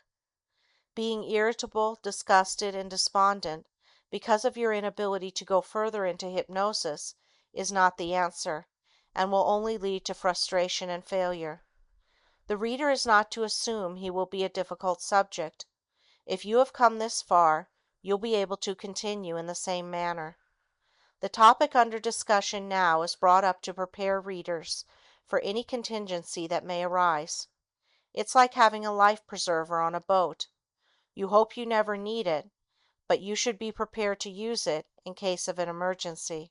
It is natural to assume that if you are willing and trying to go into the lethargic, cataleptic, or somnambulistic state, you will be able to do so in a relatively short period of time. Unfortunately, this is by no means the case. Many of the principles of learning and conditioning can be applied to hypnosis, but with many subjects, these laws do not seem applicable. Let us assume you wanted to learn to become an excellent typist. This is a reasonable goal, and all that is necessary is to continue practicing until you have reached the proficiency you set out to achieve. This proficiency would, as a rule, follow application of the laws of learning and conditioning. This isn't always so in the subject's attempt to become somnambulistic. When the subject progresses from one stage to another in a classical manner, the theory works admirably. But what happens when a subject cannot seem to progress any further? He has reached a plateau and is unable to climb higher. He seems to have reached a psychological impasse or stalemate. It is easy to say that the subject is thwarted by a subconscious block and let it go at that. This, however, doesn't stop him in his dilemma. It's like telling the stranded motorist that the reason his car is stalled is because the motor isn't running. The following information will be helpful to those who haven't been able to reach the first stages of hypnosis, as well as those who apparently can only go so far. Actually, the same principles are involved. If the subject doesn't respond or responds to a limited degree, there evidently is a cause or reason for this poor response. In order to continue this discussion, it will be necessary for us to agree that the resistance can be either conscious or unconscious. If the subject insists that he is trying to let go, has nothing to hide, is not afraid of hypnosis, understands what is involved and has strong motivation, we can only assume that the resistance must be unconscious. Usually, it will be necessary to work through this unconscious resistance before the subject responds. If the subject is conditioning himself, this will involve a great deal of introspection, and even then it is an extremely difficult job. One doesn't usually have proper insight into one's own emotional makeup. The end result is that one can only rationalize about his behavior. Let us explore some interesting aspects of hypnosis, with a view toward helping you if you are having difficulty responding the way you desire. I have had the following paradoxical situation happen many times. A subject calls my office, requesting to be conditioned for self-hypnosis. He further requests that he be allowed to bring along a member of his family or a friend for the hypnotic session. These individuals usually ask if I object to this procedure. I interpreted this request as a sign of distrust during my early career as a professional hypnotist. I was affronted by the idea of the unspoken insinuation verbalized by this request. Didn't they trust me? Between trying to defend myself and assuring them that there was no need for another person being present, since my secretary could observe the procedure, I usually won the argument, but lost the client. As I developed understanding into the needs of these persons, I began to realize that the request was not directed at my integrity, but was a safeguard for their ego. Here is an interesting sidelight that has happened frequently in regard to the foregoing situation.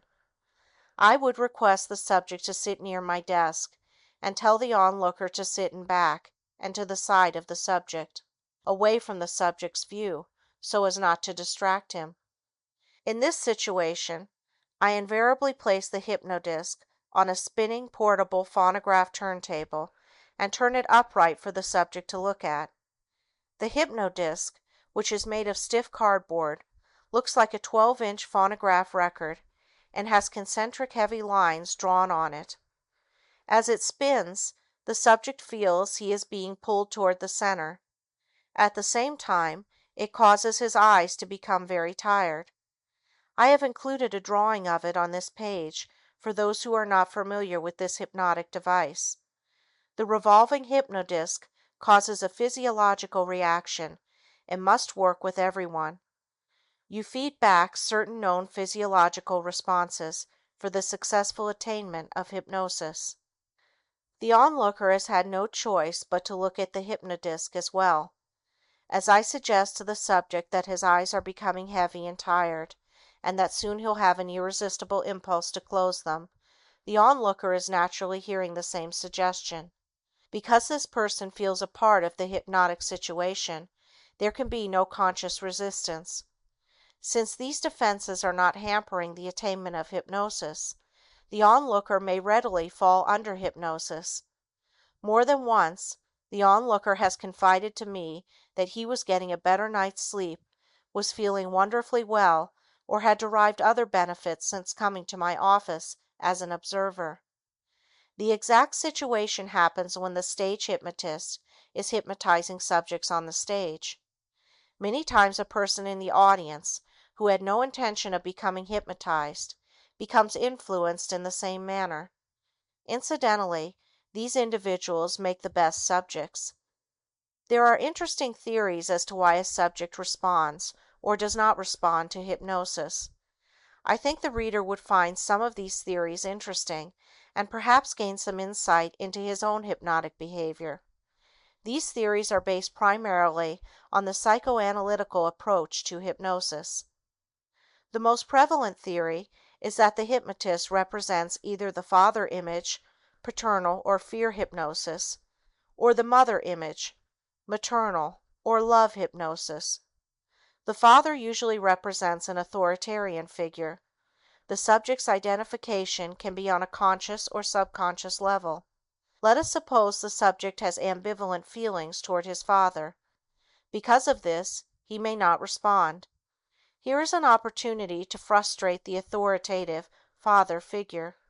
The only trouble with this theory is that if there is an excellent relationship between the father and subject, it doesn't necessarily mean that the subject will respond easily.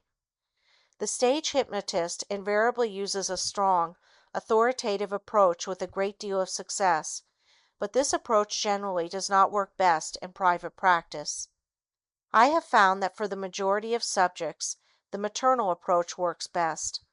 Perhaps the process of hypnosis awakens early unconscious memories of being put to sleep as a child. Some techniques that are used in hypnosis are quite similar to this.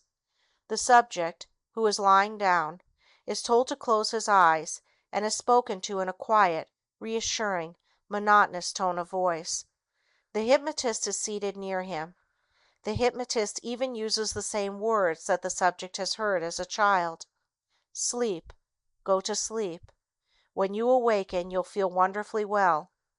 In fact, I use some special music that I have recorded for inducing hypnosis. The first musical selection is Brahms' Lullaby.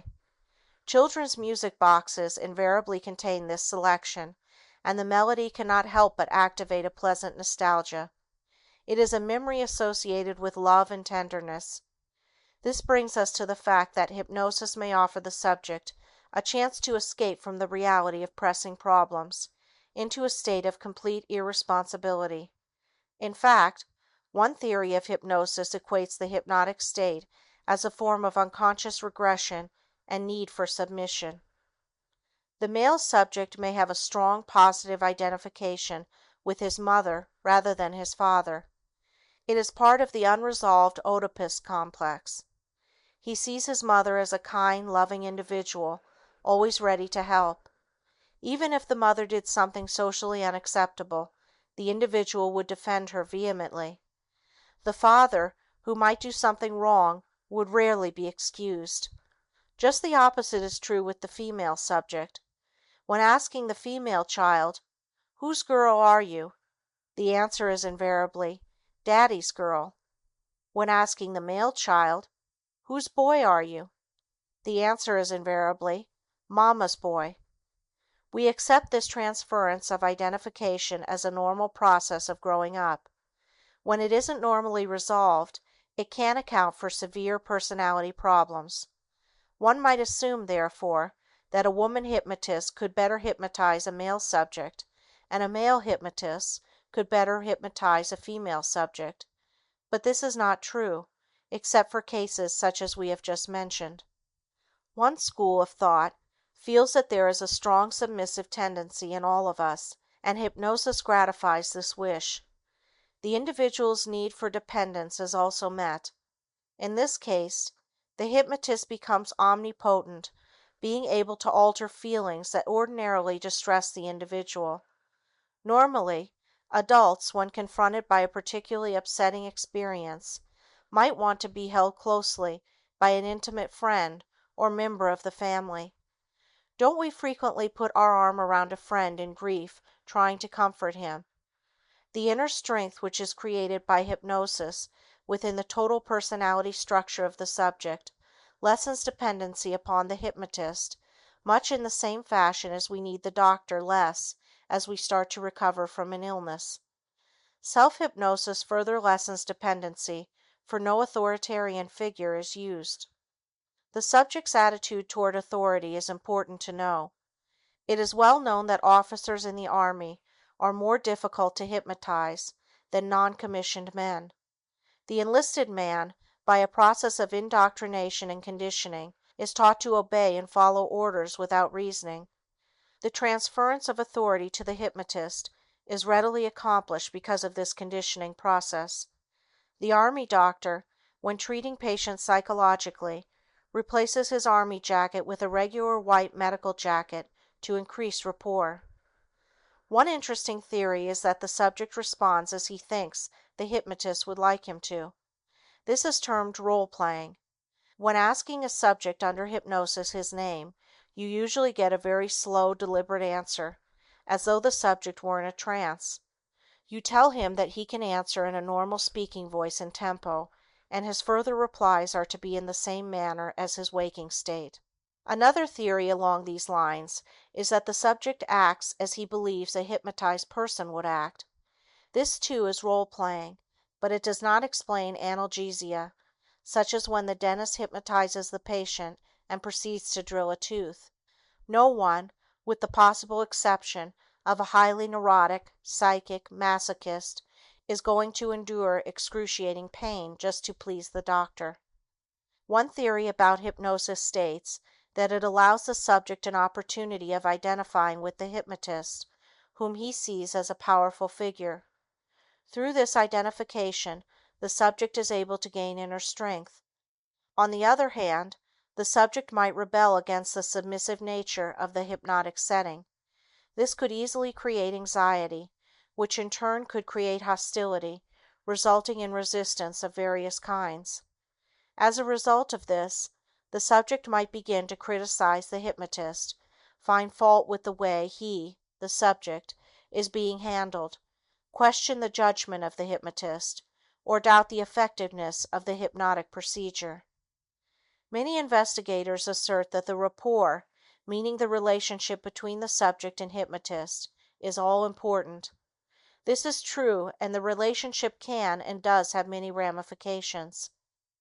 In psychotherapy, the term transference is used to denote this relationship. The relationship is further described as a good or bad transference. There is also a countertransference, which indicates the reaction of the therapist to the patient. Naturally, in order for the subject to respond, there must be good rapport. I have tried to indicate that there are complexities that may arise in the hypnotic setting. There are many conflicting theories as to why a subject does or does not respond. There are no set rules to follow, and one's intuition, experience, and judgment help solve any problem that arises. Let me relate another frequent incident. I have had subjects come to me after they were unable to be hypnotized by several other professional hypnotists. They have complained that the hypnotists weren't good hypnotists because they couldn't hypnotize them. After all, they ask, hadn't they been willing subjects? My usual answer is that the fault, if there is one, is not with the hypnotists and really not with the subjects. It is a matter of exploring what has happened and then deciding on a course of action to ensure success. I am firmly convinced that the subject responds when he is positively, without equivocation, ready to do so. He keeps testing the response to make sure he is in control. He fears a reduction in his voluntary level of reality attachment and control. Unresponsiveness proves to him that he has this control. As long as he does this, which is a natural response, he never lets go sufficiently to attain hypnosis. Hypnosis, as we know, is a very sensitive state. It requires complete faith and trust in the hypnotist. If it is lacking, the subject never does respond. The phenomenon of hypnosis is entirely subjective in nature, and its success lies within the total personality structure of the subject. If there is resistance to hypnosis itself or to the deepening state, the subject, by his own honest evaluation and verbalization of his resistance, can do much to become a better subject. Hypnosis must begin with the acceptance by the subject of certain basic fundamentals that we have already discussed, rather than of the forcefulness of the hypnotist. The deepening of the hypnotic state lies in the intensification of the conditioned response mechanism once it has been initiated. You should not expect to achieve immediate results, although sometimes this does happen. As you continue to work with perseverance, intelligence, and enthusiasm, you will definitely achieve the goals that you have set for yourself. It is well to remember that you guide yourself toward the somnambulistic state, depending upon your belief and acceptance of those principles that have been outlined for you. I have attempted to point out some of the salient points and theories to keep in mind in your attempt to develop into an excellent hypnotic subject. Some of these only pertain to the situations where the hypnotist works with the subject. Many of the problems inherent in this setting are not applicable to the situation where the subject is hypnotizing himself. Both settings have their advantages and disadvantages. As long as you proceed to follow the instructions given you, you can feel assured that you will finally achieve self-hypnosis. It should be emphasized that it is vital to adopt the right frame of mind in your attempt to achieve self-hypnosis, particularly a deep state. If you approach hypnosis with a prove-it-to-me attitude, nothing is going to happen. Self-hypnosis requires practicing a set of mental exercises or mental gymnastics. To acquire the ultimate from this training requires systematic conditioning. The word training is used quite extensively in hypnotic literature. The use of the word implies that hypnosis can be attained by a training period. The literature speaks frequently of a subject being trained to respond in a certain way. Obviously, this means over a certain period of time. It also means you train yourself to become a good hypnotic subject. It is a skill that all can acquire. There are 4 books dealing specifically with self-hypnosis that I would recommend to you for further reading. They are What is Hypnosis? By Andrew Salter. Hypnosis and Self-Hypnosis by Bernard Hollander, M.D. Autogenic Training by Johannes H. Schultz, M.D. and Self-Hypnosis, Its Theory, Technique, and Application by Melvin Powers. End of Chapter 8. Chapter 9. Techniques for Reaching the Somnambulistic State. As indicated in the last chapter, the attainment of the somnambulistic stage of hypnosis can represent an extremely intricate procedure. Because of certain inherent characteristics of this stage, it is easier to attain by hetero-hypnosis. However, this does not preclude the fact that it can be reached without the aid of a hypnotist. More important than the testing and deepening procedures that I shall outline for you in this chapter are an understanding and an awareness of some of the complexities involved, first in achieving the hypnotic state, then deepening, and finally reaching somnambulism. There are no absolute or final answers to the many problems that can arise. You can become entangled with rationalization so easily when you want the facts to fit a particular theory. I point this out to the reader because, as the subject goes deeper, the procedure can become more complicated. There are many interesting phenomena which can be elicited in the somnambulistic state. They are of interest for the most part to students of abnormal behavior and are pertinent from an academic viewpoint. They do not fall within the province of this book or of hypnosis for therapeutic purposes and might lead the reader astray. Should readers be interested in further hypnotic phenomena, I refer them to Modern Hypnosis by Leslie Kuhn and Salvador Russo, Ph.D., Experimental Hypnosis by Leslie Lecron, Time Distortion in Hypnosis by Milton Erickson, M.D., and Lynn F. Cooper, M.D., and Hypnotism, An Objective Study of Suggestibility by Andre M. Weizenhofer, Ph.D. As discussed previously, some individuals experience difficulty in attaining the deeper hypnotic states. My advice is to be patient and to continue working with yourself. It is not imperative or vital to reach the somnambulistic stage for therapeutic results. It is a misconception on the part of many students that they must go into the deepest state possible to obtain results. Dramatic changes can come about at all levels of hypnosis. The somnambulistic stage is necessary in hypnotherapy when there is a need for the patient to relieve some traumatic episode.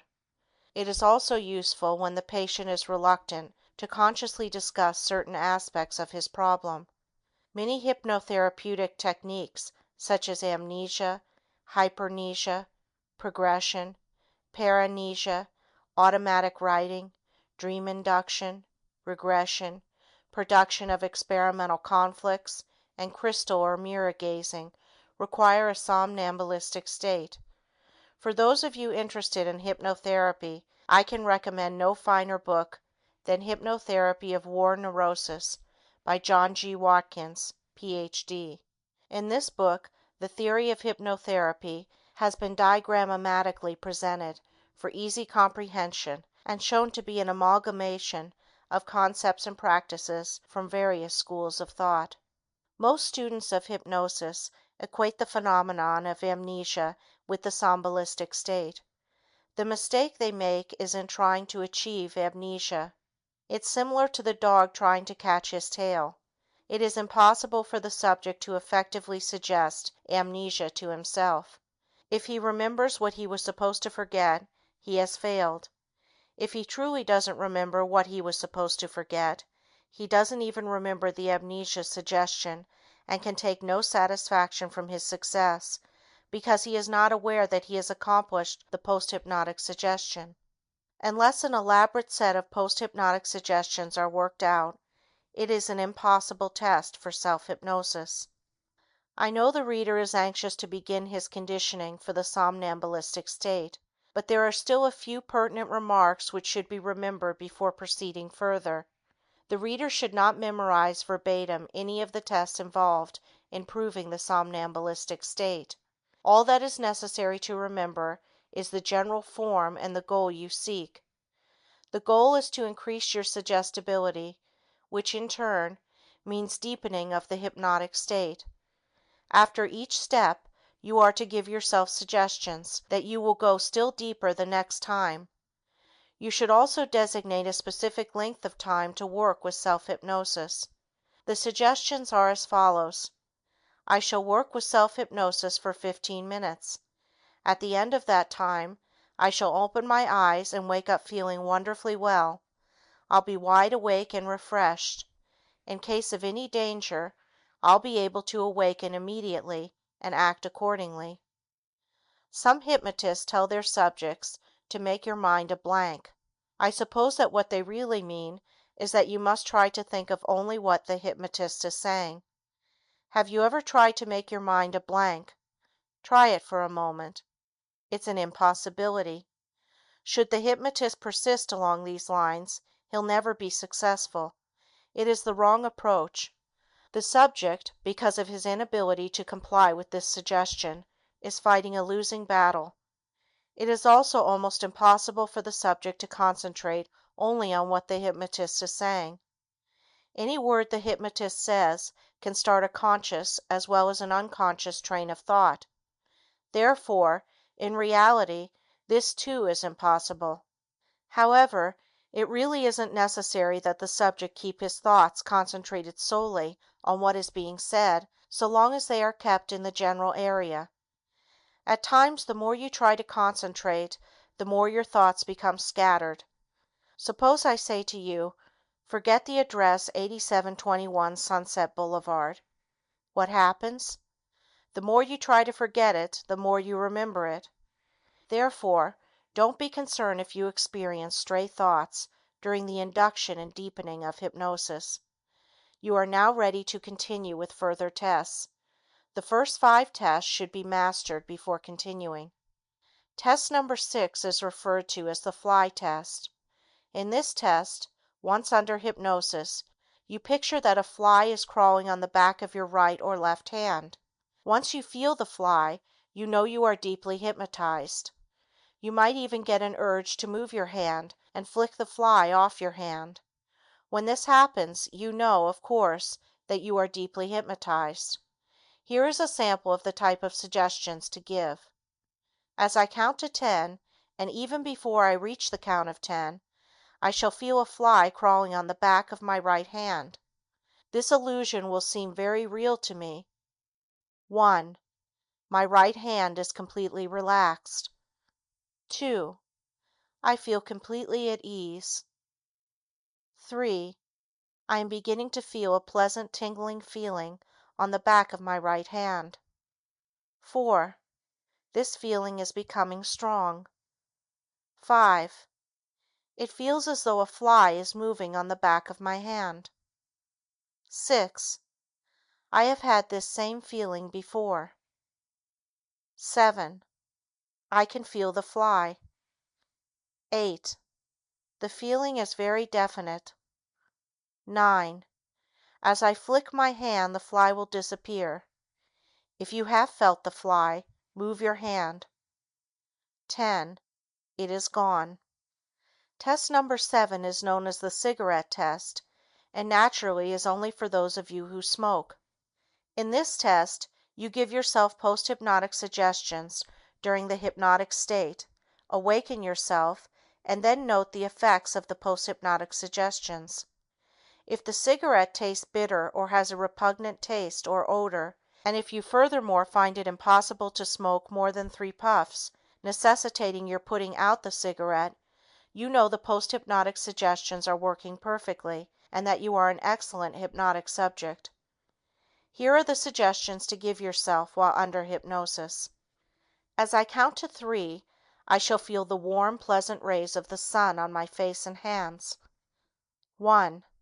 The cloud is moving, and I can begin to feel the warm, pleasant rays of the sun. 2. The cloud is moving more and more, exposing more and more of the sun. I can feel the warmth of the sun's rays. 3. The cloud has moved away from the sun, and I can feel the full, warm strength of the sun.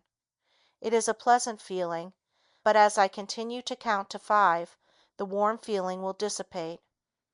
4. The warm feeling is leaving. 5. The warm feeling has left, and I feel perfectly normal in every respect. A variation of this test is to see yourself lying comfortably in front of a fireplace. In this instance, you imagine someone is adding wood to the fire. As this is done, you feel the warm glow of the fire more and more. Should you use the fireplace technique, try to incorporate the sound of rain into the picture. If you hear rain, you have created a positive auditory hallucination and consider yourself an excellent subject. You can also visualize a situation where you would be cold. This is not as pleasant as the picture that one can conjure up about a fireplace, and thus creates a bit more resistance since no one wants to feel uncomfortable. Test number 9 is the breeze test. It can be combined with the previous test. After you attain the feeling of warmth, you give yourself a count of 3, or whatever number you want, suggesting that you will feel the cool ocean breeze, if you are at the beach, on your face and hands. You can even carry this step further, suggesting that you'll even smell the odor of the salt water. This is known as an olfactory illusion, and should you be able to create this effect, you can be sure that you are a somnambulistic subject. Here are suggestions you can use. As I count to 3, I shall gradually feel the cool ocean breeze coming over the waves. It will be a very pleasant feeling. 1. I am beginning to feel the cool ocean breeze, especially on my face and hands. 2. The breeze is becoming stronger and stronger. 3. I can definitely feel the cool ocean breeze. As I continue to count to 5, I shall smell the pleasant, healthy aroma of the salt water. 4. I am beginning to smell the salt water. 5. I can definitely smell the salt water. Now you give yourself appropriate suggestions that the feeling, illusion, will vanish as you awaken or at a specific count. It can be as simple as this: as I count to 3, I shall open my eyes and awaken feeling very refreshed. The feeling of the cool ocean breeze and smell of the salt air will have vanished completely. At this point, you count to 3 and open your eyes. Test number 10 is the hand clasp test. This is used frequently to test the depth of hypnosis. You fold your hands with your fingers tightly interlocked and place your palms together. You then give yourself a hypnotic suggestion that at the count of 3, it will be impossible for you to unlock your hands. After you try and are unable to unlock your hands, you continue counting to 5, suggesting that you will be able to do so when you reach the count of 5. Incidentally, you should remove any ring you may be wearing before trying this test. Here are a few suggestions that you can follow. As I complete the count of 3, I shall try to unlock my hands, but will be unable to do so until I count to 5. 1. My hands are locked tightly together. 2. My fingers are locked tighter and tighter. 3. It is impossible for me to unlock my hands until I count to 5. 4.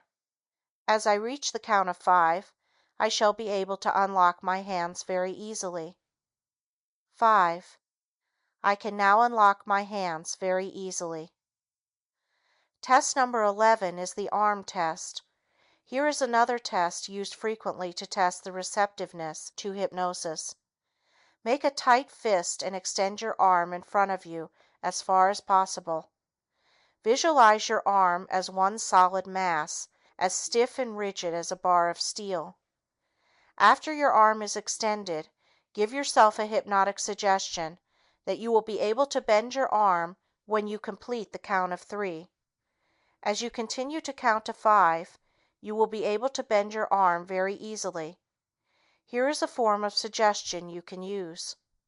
As I reach the count of 3, I shall try to bend my arm, but it will be impossible to do so until I count to 5. No matter how hard I try, it will be absolutely impossible. 1. My arm is stiff and rigid as a bar of steel. 2. I can feel the rigidity in my arm. 3. It is impossible for me to bend my arm until I count to 5. 4. I can feel the stiffness slowly leaving. 5. I can now bend my arm easily and it feels normal in every respect. Test number 12 is the eye test. This is probably the most widely used test in hypnosis. Many subjects equate the inability to open the eyes with hypnosis. Many assume that if they can open their eyes, they have not been hypnotized. I must emphatically point out that this is not true.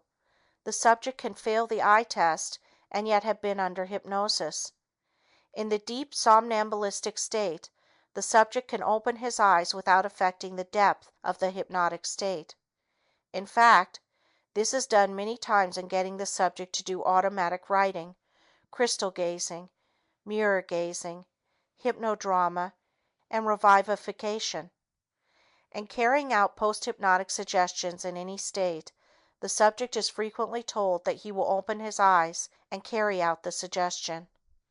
I have found that there is more anxiety connected with the eye test than any other test.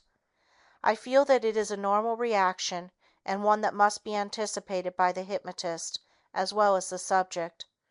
Occasionally, while hypnotizing a new subject, he will open his eyes. This can happen when the subject feels he is losing consciousness. His ability to open his eyes proves to him that he is in control. One of the main fears that the subject has is his belief that he will lose voluntary control of himself. The fact that he can open his eyes lessens his anxiety. If there seems to be too much threat to the individual, I use a method that you can follow. Instead of suggesting that the subject will be unable to open his eyes at a specific count, I suggest that he will be so relaxed that it will be too much effort to open his eyes until a further count is given. Actually, what could take less effort? Here are suggestions you can use. As I count to 3, I shall try to open my eyes, but I shall be unable to do so because I feel so relaxed. It will just take too much effort to open my eyes until I reach the count of 5 or tell myself to awaken. 1. My eyes are closed and I am in a very deep state of hypnosis. 2. My eyelids are stuck tightly together. 3. It is now impossible for me to open my eyes. I shall be able to open them, though, at the count of 5. 4. I shall be able to open my eyes very easily at the count of 5. 5. I can now open my eyes and wake up feeling alert and fully refreshed. In accomplishing the eye test, you try to create a vivid picture of yourself being completely and fully relaxed. If you really exerted a great deal of effort, you could open your eyes, but because of the pleasantness of the completely relaxed state, you prefer not to do so. It can be likened to your enduring the cold winter air when you are half asleep in bed instead of getting up to close the window which has been left open too much. You can, of course, get up and close the window, but it becomes a matter of expending too much energy.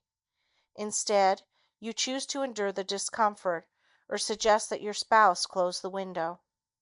For the following 3 tests, you give yourself the suggestions as outlined in the previous tests.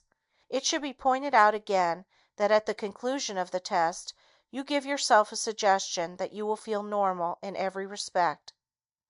Test number 13 is the music test. This involves creating an auditory hallucination. Give yourself the suggestion that at a specific count you will hear your favorite song. It will last for 1 minute and then fade out. Test number 14 is the dream test. It is incorporated in a great deal of hypnotherapy. The subject is told that as the hypnotist counts to 3, the subject will have a dream lasting for several minutes, which he will remember. The dream, furthermore, will call his attention to an important incident that he has long forgotten, yet which will be relevant to his problem. In self-hypnosis, you suggest to yourself that at a specific count you will have a very pleasant dream lasting for several minutes, at the end of which time you will awaken feeling refreshed. For those readers further interested in producing dreams, I can highly recommend a very fascinating book called The Experimental Production of Dreams During Hypnosis by Professor David Bowen Klein. Test number 15 is the anesthesia test. This is conducted by telling yourself that you will not feel the pain associated with the act of pinching yourself. You suggest that you will feel the pressure of your fingers but will not feel the pain involved. I urge the reader not to stick pins in himself to test the anesthesia. This can be dangerous, lead to infection, and cause other harmful results. You should also not dig your nails into your skin to make sure that you don't feel pain. End of Chapter 9. Chapter 10. A new approach to self-hypnosis when all else fails. Let us assume that you have tried diligently to learn self-hypnosis for a month or more, but have failed. You have worked faithfully, following the instructions outlined in this book and other books on self-hypnosis, but somehow the state of hypnosis eludes you. Should you give up in despair, or is there still hope for you? Let me assure you that you can still become an excellent subject. Let us examine several areas of this problem and a new approach that will help you achieve your ends. You must first of all ask yourself if you are feeling better and whether you have made strides in the direction you desire, while giving yourself suggestions in whatever stage of hypnosis you have achieved. If your evaluation is affirmative to any degree, you can expect even greater results. But, you may say, how can I expect greater results when I haven't achieved self-hypnosis? My answer is, you may be achieving self-hypnosis and not know it. The change to the self-hypnotic state from the waking state can be very imperceivable. Many times, prior to testing subjects under hypnosis, I ask them if they think they are in the hypnotic state. The answer is invariably no. When asking the subjects for a cogent reason for this answer, they usually exclaim that they are aware of what is going on and do not feel any different than they did before I started working with them. They are amazed to find that various tests work so perfectly. Some subjects do not respond to hypnotic tests no matter how long you work with them. For these persons, I usually de-emphasize the need for passing the tests and concentrate on the therapeutic results which are desired. This approach lessens anxiety and usually results in a deepening of the hypnotic state. It is my feeling that many subjects resist any tests, as the implication is that once the tests work, the subject is under complete control of the hypnotist. The subject may fear this supposed subjection on one hand, and yet want it on the other hand. These forces can work unconsciously, and thus the attainment of hypnosis becomes a very intricate, perplexing, and trying procedure. Even though this may be so, I can assure you that the problem and attainment of hypnosis can be resolved. It is only a matter of motivation on the part of the subject. This is the main ingredient necessary for successful hypnosis. Let me now explain a technique which has worked admirably for many who have been frustrated because of their inability to achieve self-hypnosis. It involves pretending you are hypnotized and going through the motions of the various tests as though you were a perfect subject. You will recall that one theory of hypnosis is that the subject behaves in a manner that he believes is in keeping with hypnotic behavior. This role-playing is the basis for our unique approach. As the subject continues this procedure, he takes on the conditioned response mechanism necessary for self-hypnosis. Let us look at the following examples of role-playing. During the war, many soldiers who wanted to leave the army would pretend something was wrong with them. They would convince the authorities of the authenticity of their illness, and since nothing seemed to make them better, they eventually were separated from the service because of the incapacitating disorder. But what happened to many of these malingerers after they were released from the service? I'm sure you know the rest of the story. The constant malingering was transformed by this role playing into a condition response pattern, eventually bringing about the very undesirable condition responsible for their leaving the service. I saw some of these individuals, and more than once they told me that they had unwittingly hypnotized themselves into having the ailment. They wanted me to dehypnotize them. They actually turned out to be very easy subjects, as they had become highly suggestible. Unfortunately, their superego structure was weak. They had difficulty in identifying strongly with anyone, and the relationship in hypnosis was superficial and without depth. I am going to relate another example which I hope will help you understand the role-playing technique for self-hypnosis. I have had the following experience many times in giving hypnotic demonstrations before various organizations. For some reason, even though I carefully ask that only those who desire to be hypnotized volunteer as subjects for the hypnotic demonstrations, an individual who has no intention of cooperating comes up on the stage to poke fun at the hypnotist. In giving public demonstrations, I usually work with about 10 subjects and simultaneously give them the same suggestions and post-hypnotic suggestions. Once the subjects are hypnotized, I work with them with their eyes open. Using this technique, with each subject carrying out a post-hypnotic suggestion, intensifies the responses of other subjects. There is also competitiveness to become the best subject. In the meantime, the individual who is really not under hypnosis has let the audience know about it by winking or making a grimace when I was not looking at him. Observing laughter and other audience reactions which are not in keeping with what is happening at the precise moment during my lecture is my cue that I have an egocentric person on stage. You might ask yourself, can't you tell when someone is faking? It is extremely difficult many times to do so. Once you are aware of it, however, you give certain tests to the group. The exhibitionist doesn't know how to respond each time, and you soon pick him out. Even when I know specifically who it is, I do not dismiss him. Interestingly, it is invariably a man. I continue with the lecture demonstration, but I let the audience know that I am aware of the situation. This is the interesting part of this example. The bumptious subject, by giving himself auto-suggestions to comply with various post-hypnotic suggestions, is actually engaging in our technique of role-playing. The inevitable happens. He finds himself hypnotized, despite his obvious intention not to be affected in any way. Any hypnotist can recount similar incidents. What can you learn by the example just presented? What if you purposely set about doing the same thing in your attempt to achieve self-hypnosis? The obvious answer is that the technique has a good chance of working, and as a result you will achieve self-hypnosis. This method has worked with many recalcitrant subjects. To follow this plan, go back to Chapter 6, How to Attain Self-Hypnosis, and use the role-playing technique. You'll be pleasantly surprised at how this approach will act as a catalyst. Remember, once you obtain the eye closure, give yourself whatever therapeutic suggestion you desire, plus the post-hypnotic suggestion that the next time you will fall into a deeper and sounder state of hypnosis at the count of 3, or any other cue you desire. I know you may protest using the role-playing technique with the question, if I'm not under hypnosis, why give myself therapeutic post-hypnotic suggestions to condition myself to go under hypnosis at a specific count? You may further protest that you are only fooling yourself. My answer is, what if you are? What is lost by doing it? You have everything to gain and nothing to lose. Are you not really interested in the end result and not the means?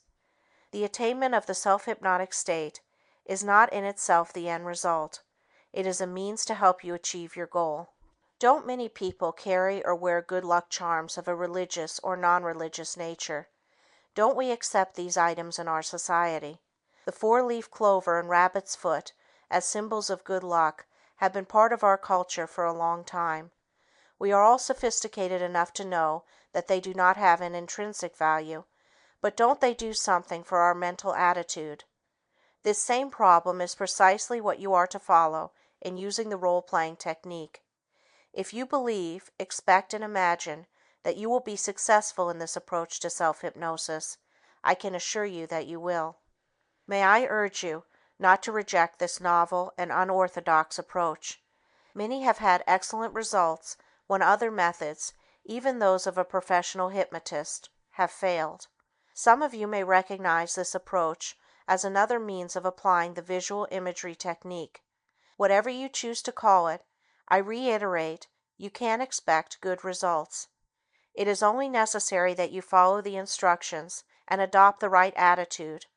By the right attitude, I mean that you should adopt the conviction that you are going to achieve self-hypnosis, even though you might have experienced difficulty up to now. Hypnosis is a conviction phenomenon.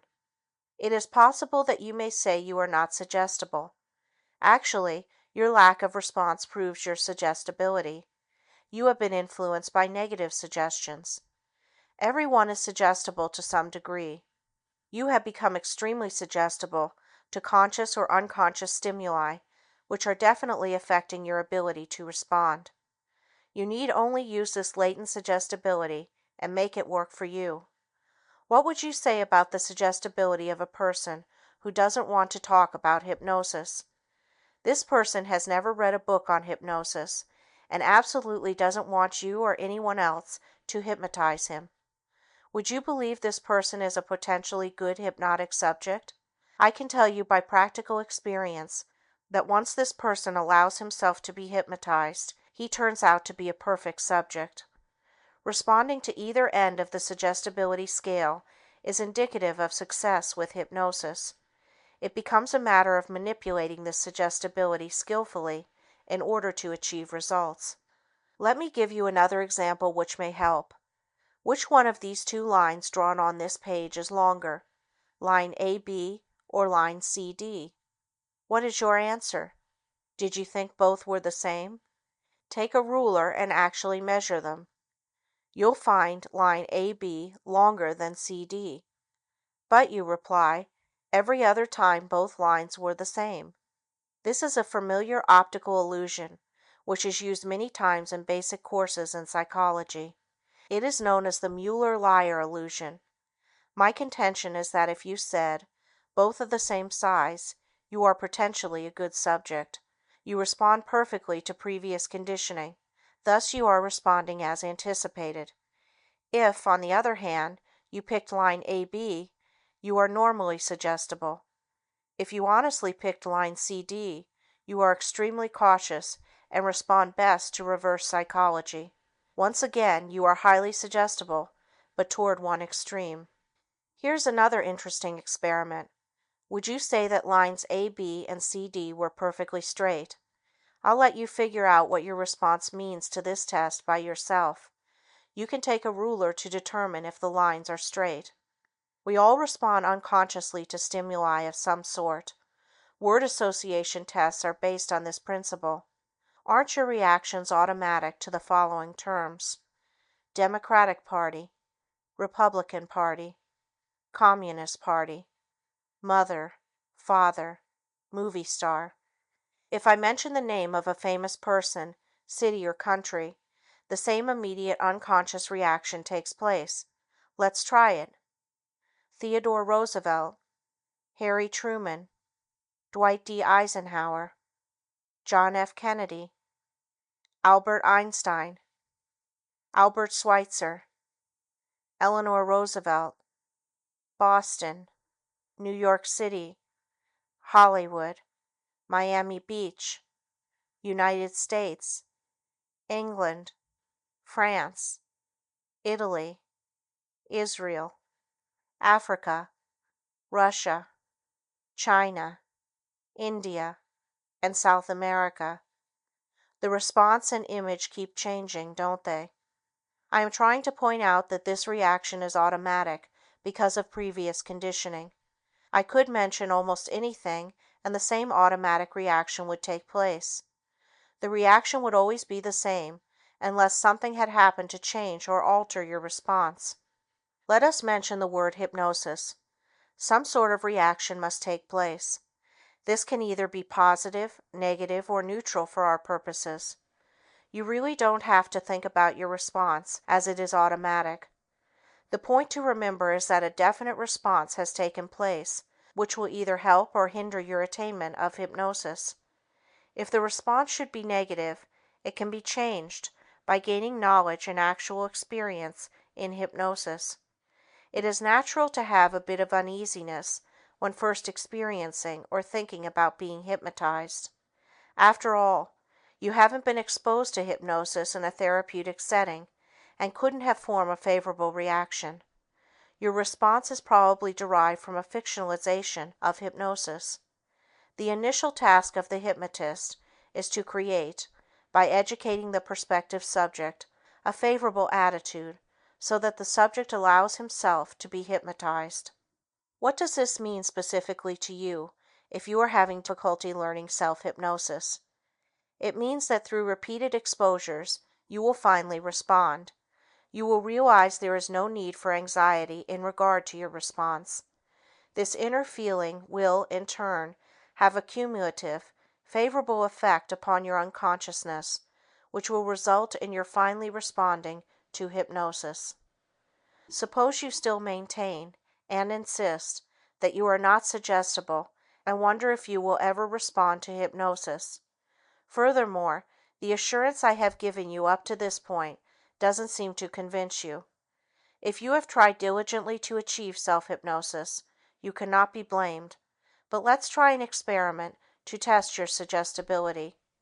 It is well to ponder my statement that if you do not respond, it is a sign of being suggestible, but in a negative sense. Lack of response is a manifestation of this negative suggestibility. My contention is that you are definitely suggestible. Let us see what happens to you in trying the following classical experiment. It is called Chevreul's pendulum test. Draw a circle with about a 6-inch diameter and mark it as shown in the illustration. Next, take a ring and attach a string to it. If you have a locket, it will do as well. The hypnotist uses a crystal ball and chain for this experiment. Hold the end of the string or chain and keep the ring or whatever object you are using about 3 inches above the center of the circle. Now concentrate and fix your gaze on the ring, crystal ball, or locket. Mentally suggest to yourself that the object will begin to revolve in a circular manner following the numbers 1, 2, 3, and 4. Picture in your mind's eye that this circular motion is becoming wider and wider. Work at this image for several minutes. Did the object begin turning to the right following the numbers? Did the circle become larger and larger? If it did, you are absolutely suggestible, are influenced by your own suggestions, and therefore, if you follow instructions, can learn self-hypnosis. You can be trained to acquire this skill. If the experience did not work, try it again. Concentrate harder and try to visualize more intently the object revolving in a circular manner. You are not to rotate the object consciously or help it in any way. The action must stem from your subconscious. The thought of the crystal ball or ring revolving in a clockwise or counterclockwise direction invariably causes an involuntary muscle reflex action to take place. This phenomenon is known as ideomotor action.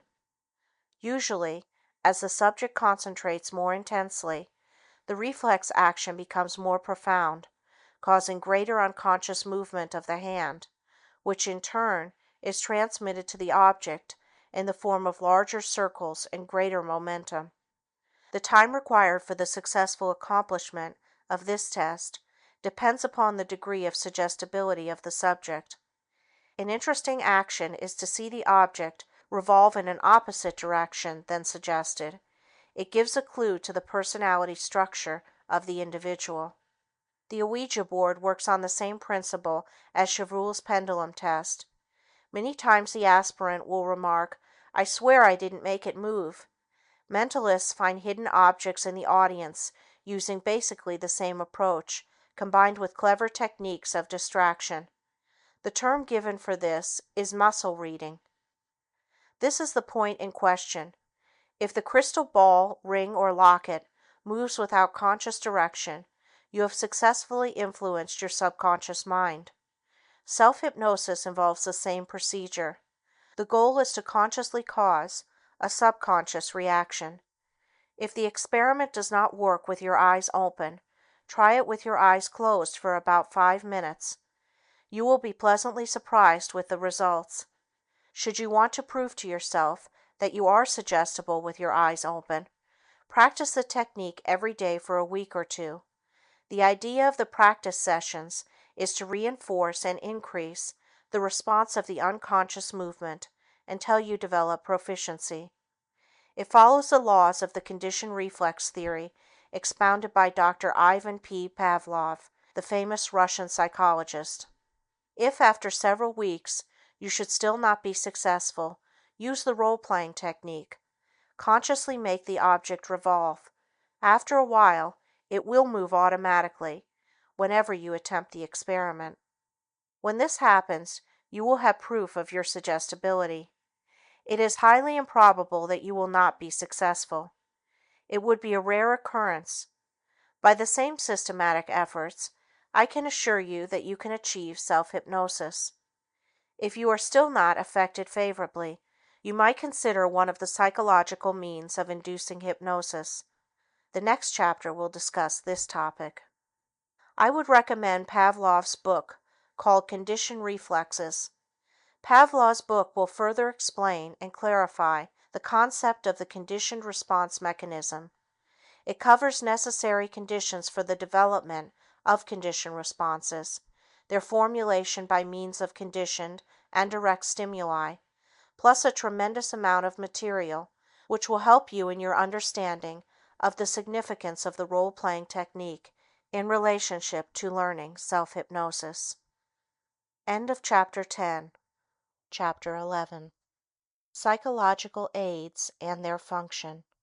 Psychological or mechanical aids are used to help put the subject in a state of hypnosis. The use of the aids helps increase the suggestibility of the subject toward hypnosis. The two most widely used hypnotic aids are the crystal ball and chain and the 12-inch hypnodisc. One reason is that these two items have no other use or function outside of the area of hypnosis.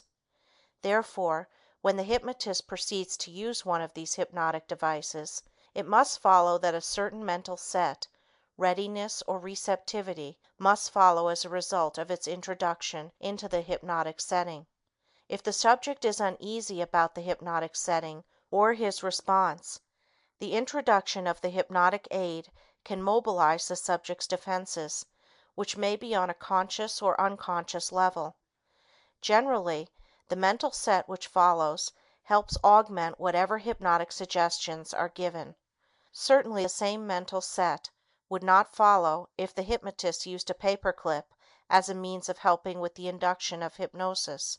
It would only start the subject wondering about the relationship of the paperclip to hypnosis. It obviously isn't in keeping with what the subject expects. It is important to utilize the subject's expectation as to what he believes takes place in the setting, as long as this expectation does not hinder the induction of hypnosis. The mere act of turning down the lights or drawing the curtains before the hypnotist begins to work with the subject is a nonverbal suggestion which can be considered as a psychological aid. The subject knows that the hypnotist is ready to begin at this point. Actually, it isn't necessary to darken the room at any time to induce hypnosis. Doesn't the stage hypnotist work with glaring lights? The room is darkened, and I might add that I use this procedure myself, mainly for the psychological effect. If I feel that this procedure might cause anxiety, I proceed with the room undarkened. In discussing psychological aids, it is agreed that we are primarily interested in seeing the subject feel better or achieve whatever goals he seeks through the intelligent application of hypnosis. If a hypnotic aid will help the subject achieve hypnosis, we can concur it is justified. It is not to be considered a subterfuge. If the physician administers a placebo to a patient with the remark, "Here is a new medicine that can help your condition," and if this technique does help alleviate the patient's condition, it is considered good medicine. You must know beforehand that in using the 12-inch hypnodisc, the subject's eyes must begin to water, his eyelids must get heavy, and eventually he must close them. Even before you begin to use the hypnodisc, you suggest that these conditions will take place. During the induction of hypnosis, as these reactions are noted by the subject, a favorable psychological attitude automatically develops, which in turn helps further suggestions. If the subject reacts favorably to suggestions A, B, and C, it follows that he is more prone to accept suggestions D, E, and F, which are therapeutic in nature. The subject can better relate to the latter suggestions when he has seen proof of his initial suggestibility. This approach works better than beginning immediately with the latter suggestions. The buildup of suggestions convinces the subject he is in a heightened state of suggestibility and can benefit from the therapeutic suggestions of the hypnotist or his own. Perhaps this needed assurance is so helpful because it eliminates the anxiety of the subject concerning his suggestibility. He seeks and needs the satisfaction of knowing he has attained the prerequisites necessary before any therapeutic program can benefit him. The subject's prerequisites need not be actually related to the hypnotic process per se, but merely match his preconceived ideas about what is necessary. Let me give you an example. Many subjects feel that they must experience amnesia before they can benefit from hypnotic suggestions. This premise is inaccurate, since favorable and lasting results can be achieved in any degree of hypnosis, depending, of course, on the nature of the problem. Let me relate several interesting occurrences that take place every so often in my own practice as a professional hypnotist. A subject who is responding well to hypnosis, but not to the point of amnesia, insists that he will not benefit until he is knocked out and doesn't remember what happened. Trying to convince him otherwise proves fatal. He just refuses to accept whatever explanation you give him. My own method is not to insist that the subject is wrong, but somehow to use his misconception in a constructive manner. After getting him into the cataleptic state, I suggest that I am going to stop talking for 5 minutes, during which time he is to mentally repeat "sleep" as he slowly and deeply inhales, and "deep sleep" as he slowly exhales. At the end of this time, he'll be in a very deep hypnotic state. Instead of remaining quiet for 5 minutes, I take 10 minutes. I then begin to whisper suggestions to the subject to determine if he is still under hypnosis or asleep. If he is asleep, I let him remain asleep for a still longer period of time, after which interval I awaken him. I ask him if he remembers what I said to him during the time he was deeply hypnotized. If he says no, I remark, "Very good." I further point out to him that he has now experienced amnesia and will now make rapid strides. The subject, on the other hand, is pleased to see that I now agree with him, and in fact, the interesting result is that he does make excellent progress, because his preconceived requirements have been met. It should be pointed out that I keep working with the subject until such a time that he falls asleep. The transition from hypnosis to sleep is normal. It is easy for the subject to fall asleep because he is so relaxed. Let me tell you of a similar experience. Before telling you of this psychological technique, it is only fair to point out that the professional hypnotist varies his approach from subject to subject, not only to suit the needs of the subject, but to break the monotony of using only a few successful procedures. His experimentation helps develop not only new procedures, but new concepts relative to the general nature of hypnosis and its many ramifications. I was interested to see what would happen to a subject if he thought he was deeply hypnotized without ever giving him verbal suggestions or reassurance that he would feel better or overcome his problem. Of course, If the technique did not work quickly, I would drop the procedure for a more orthodox approach. Instead of trying to really hypnotize the subject, my aim is to get him to sleep. Once he is asleep, I let him remain so for about 30 minutes. Without having ever given him a therapeutic suggestion, I awaken him and inquire if he remembered what happened. If the answer is no, I tell him I'll hypnotize him again next week, and this concludes the visit. When he returns next week, I ask him, "How did you feel during the week?" The answer is generally, "Much better." I keep repeating this procedure until such a time that the individual has attained the goals that he seeks. I know that the reader may be surprised that I would divulge such an unconventional procedure. The principle is the same as the physician using a placebo. I do so to illustrate the point that I made earlier in this chapter, that so long as certain of the subject's requirements are met, whether valid or invalid, the subject's suggestibility is greatly enhanced.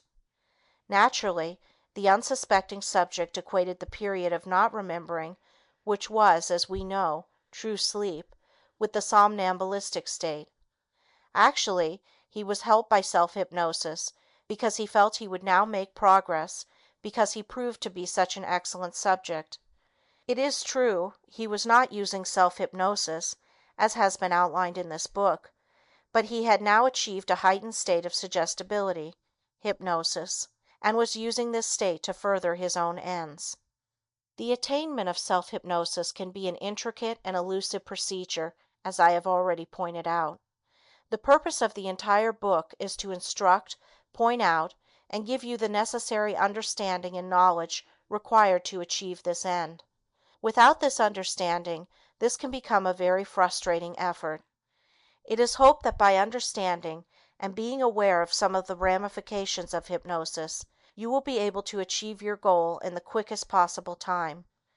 It should also be pointed out that no two subjects react in the same way, and that different methods and requirements are necessary to suit the individual. It is a mistake to try to make the subject adhere to a rigid methodology. The greater flexibility of the hypnotic procedures, the greater the chance for success. Let me, at this time, further discuss some of the hypnotic aids that are used in the induction of hypnosis. We have already discussed the use of the hypnodisc and the crystal ball and chain. The same principles are involved in any other object which is used as a means of fixation or of tiring the eyes. Hypnotic phonograph records and hypnotic tape recordings represent new devices that have been instrumental in conditioning subjects for self-hypnosis. The subject plays the record or tape on his phonograph or tape recorder and is conditioned over a period of time to respond to hypnosis at a given signal or phrase. He, in turn, can change this key phrase to one of his own choosing. Should you own or have access to a tape recorder, I would suggest recording an induction of hypnosis and playing it back to yourself in this manner, as though you were hypnotizing someone else. I have produced 3 different hypnotic records and a 30-minute hypnotic tape containing the 3 records which are sold commercially. One record, called the musical hypnosis record, has a very pleasant, relaxing musical background as the voice of the hypnotist induces hypnosis. The second record, called the metronome hypnotic record, incorporates the monotonous and lulling beat of an electric metronome in the background. The subject is instructed to mentally repeat sleep as he slowly inhales and deep sleep as he slowly exhales in rhythm with the beat of the metronome. While the subject is concentrating on this activity, the voice of the hypnotist induces hypnosis. The third record, called Self-Hypnosis, record number 3, contains only the voice of the hypnotist inducing hypnosis. It features a unique approach and technique. I have had a great deal of correspondence with those who have used these phonograph records and the hypnotic tape for conditioning themselves for self-hypnosis. The results are quite interesting and run the range of immediate results to no results. One person wrote that one of the records hypnotized him at the first playing and conditioned him for self-hypnosis, whereas he had failed to respond to hypnosis after many visits to one of the country's foremost authorities. I have had similar experiences after having failed to hypnotize a subject, despite many attempts. I can only speculate that the subjects in these cases unconsciously resist the hypnotist because they feel a personal threat. Since the record is impersonal, they are better able to relax and subsequently be hypnotized. Interestingly, this occurred when the subject was convinced that he was a very difficult subject. It would seem that only then was the condition-response pattern finally established. The basic function of the hypnotic records and hypnotic tape is to establish a condition-response pattern to a given stimulus. In time, most subjects are conditioned by the intelligent and systematic use of these recordings. Let me describe another varied approach to achieving self-hypnosis. One of the chief assets of a good hypnotist is to be flexible in his approach in hypnotizing his subjects. As I have already pointed out, it is necessary many times to adopt a technique that is suitable to the subject and not to make the subject adapt himself to the method of induction. We know that with the somnambulistic subjects, any procedure will put the subject under hypnosis immediately. The hypnotist gains complete control of his subject as the subject is able to put himself in the proper psychological frame of mind for hypnosis. Unfortunately, most subjects do not respond at the first session or sessions because of conscious or subconscious fears that must be gradually eliminated. Once you get the subject to relax or let go, he will naturally succumb to hypnosis. This is the problem that confronts all hypnotists. Merely suggesting to the subject to relax is not sufficient, as a rule, to bring about this desired mental state. The subject, at this point, cannot easily turn on or off his mental and physical feelings. Even if we have the subject lie down, this does not assure the hypnotic state, as the subject can still be tense. Our main problem is to get the subject relaxed. Our situation is similar to the physician telling his patient to go home and forget about a certain problem. I'm sure you'll agree that the advice is virtually impossible to follow. One of the major stumbling blocks in hypnotizing a subject or in self-hypnosis lies in the fact that although we use terms such as relax, let yourself go, and others, the subject cannot readily put the meaning of these words into effect. It is difficult for most people to let go when we live in a society that beckons us to look sharp, be alert, be on the ball, and make every minute count. Emphasis on productivity does not lend to a society of relaxed individuals. In my long experience as a professional hypnotist, I have tried many novel innovations for inducing hypnosis and teaching individuals self-hypnosis. Some have met with a great deal of success, and others have failed. It is, furthermore, difficult to determine the causal nature for success or failure. We can only theorize. I have used the following unorthodox technique for about a period of 15 years. Exceptionally good results have been attained with it, although it must be admitted that it is not infallible. It is suggested to you as another good technique. In order to help the subject relax, I have been using a phonograph record or tape that I recorded containing the continuous sound of various degrees of rain.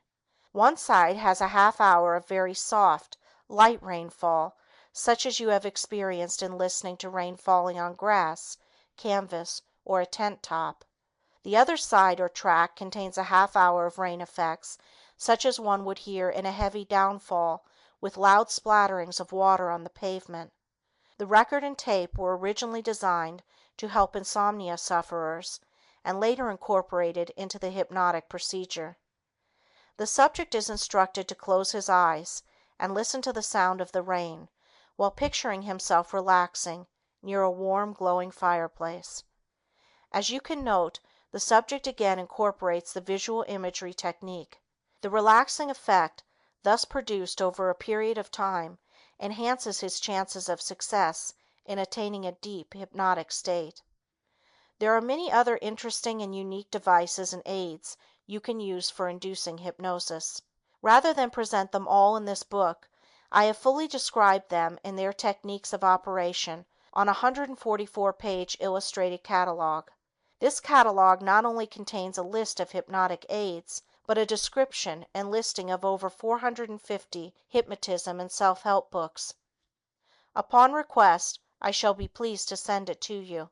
Write to Melvin Powers, 12015 Sherman Road, North Hollywood, California, 91605, and ask for Hypnotic Catalog Number 7.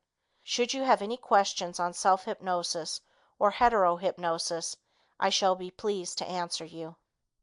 End of Chapter 11. Chapter 12.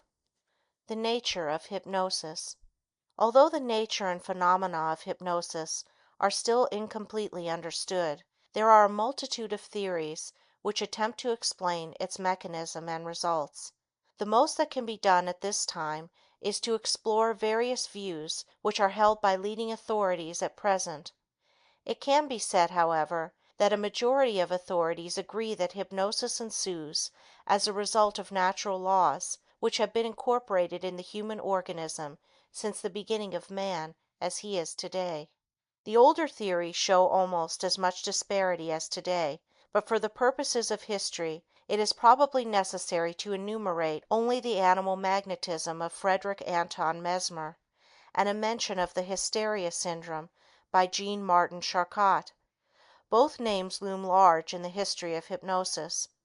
Mesmer, an 18th century physician, believed that hypnosis occurred as a result of vital fluids drawn from a magnet or lodestone, and which drew their unique qualities from the sun, moon and stars. Charcot, as well as Pierre Janet and others, was convinced that hypnosis was a form of hysteria, and that only hysterics could be hypnotized. The former, Mesmer, thought further that metal became imbued by the solar qualities, and his system is also known as metallurgy, by which he meant the proper application of metals. Naturally, these theories have been largely abandoned today, although there are still a few who think that hypnosis is a form of hysteria. Some pioneers, notably Dr. William S. Kroger, a psychiatrically oriented obstetrician and gynecologist who limits his practice to hypnotherapy, believes hypnosis is a conviction phenomenon which produces results that parallel the phenomena produced at Lourdes and other religious healing shrines. His formula is that faith, hope, belief and expectation, all catalyzed by the imagination, lead inevitably to hypnosis. He, like Emile Coué before him, is convinced that you cannot will yourself to be hypnotized, and that whenever the will and the imagination come into conflict, the imagination will win out. This fits in perfectly, of course, with the author's already discussed visual imagery techniques, which require a high degree of imagination. Dr. Kroger, like a few others, has proved to his own satisfaction that all hypnotic phenomena can be produced at a non-hypnotic level. A large number of hypnotists, including the author, has come to believe that hypnosis is a semantic problem in which words are the building blocks to success. Not just any words, but words which ring a bell or tap the experiential background of the subject. This is why sleep continues to be in the lexicon of the hypnotist, even though hypnosis is the antithesis of sleep. The word is used because hypnosis superficially resembles sleep inasmuch as the eyes usually are closed, the body in a posture of complete relaxation. Actually, the mind is hyperacute. Pavlov, however, believed that there was an analogy between sleep and hypnosis, in that each involves cerebral inhibition. Words, of course, would be of little use without the added effect of his conditioned reflexology. Probably the most widely held theory is that hypnosis is a transference phenomenon in which the prestige of the hypnotist and his relationship to the subject play an important role. This theory is bolstered by the fact that all schools of psychotherapy yield approximately the same results, even though the methods differ. This would logically indicate that the relationship between the therapist and the subject was the determining factor. The only trouble with this theory is that it does not explain self-hypnosis. On the other hand, we know that a strong interpersonal relationship is necessary for hypnosis. In the opening chapter of the book, I explained that hypnosis was a state of heightened suggestion in which the subject adopted an uncritical attitude, allowing him to accept suggestions and to take appropriate action. This is excellent as far as it goes, but it does not explain how suggestion works. This is the crux of the hypnotic dilemma, and the answer is far from solved. Hypnotists are much like those who use electricity every day of their lives, but have no idea of the nature of electricity. It is enough for them to know it has been harnessed for their use. If there is one thing virtually certain about hypnosis, it is that some parts of the brain are inhibited and other parts expanded by the process. Pinpoint concentration is given as the reason for this selective procedure, which narrows the horizon of the subject to what the hypnotist, or he himself, is saying, screening out all other stimuli.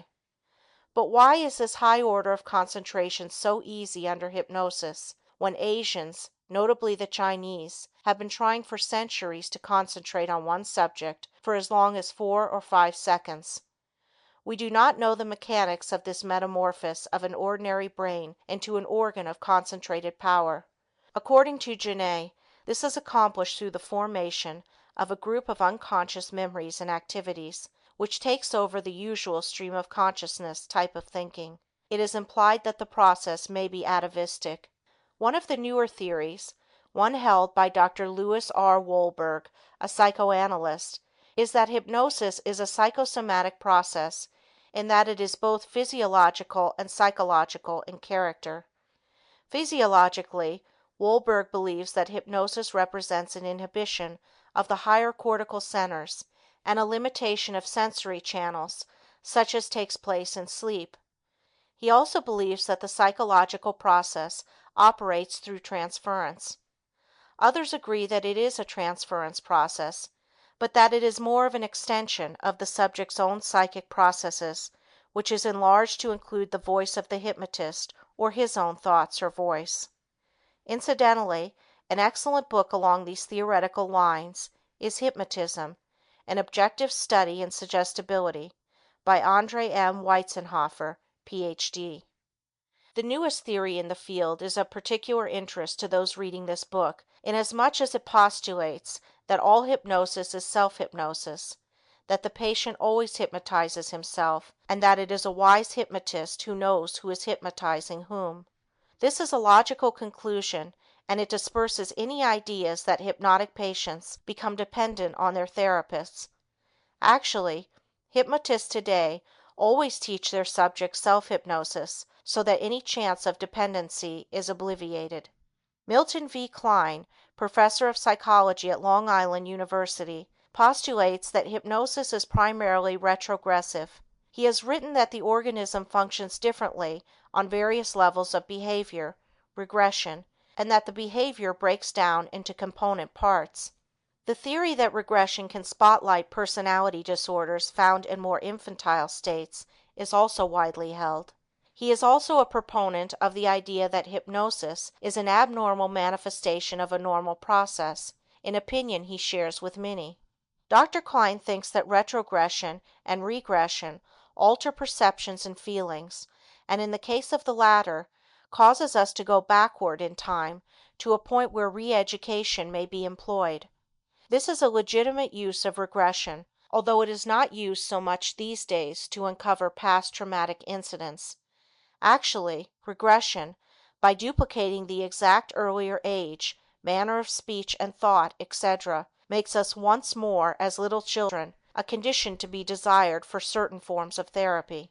An atavistic theory, held to some extent by Dr. Jerome N. Schneck, clinical associate professor of psychiatry, State University of New York College of Medicine, is that hypnosis should be equated with states of immobilization on the basis of his observation that some subjects equate hypnosis with death. He suggests that it is comparable to the death feint of animals to avoid danger. Others, primarily Europeans, have pointed out the analogy between the hypnotic state of animals and man. Another widely held theory is that hypnosis is a state of dissociation, meaning that it constitutes a group of unconscious memories and activities which may be dredged up to replace the stream of consciousness. Automatism, of course, is inherently part of this view and is presumed to negate volition.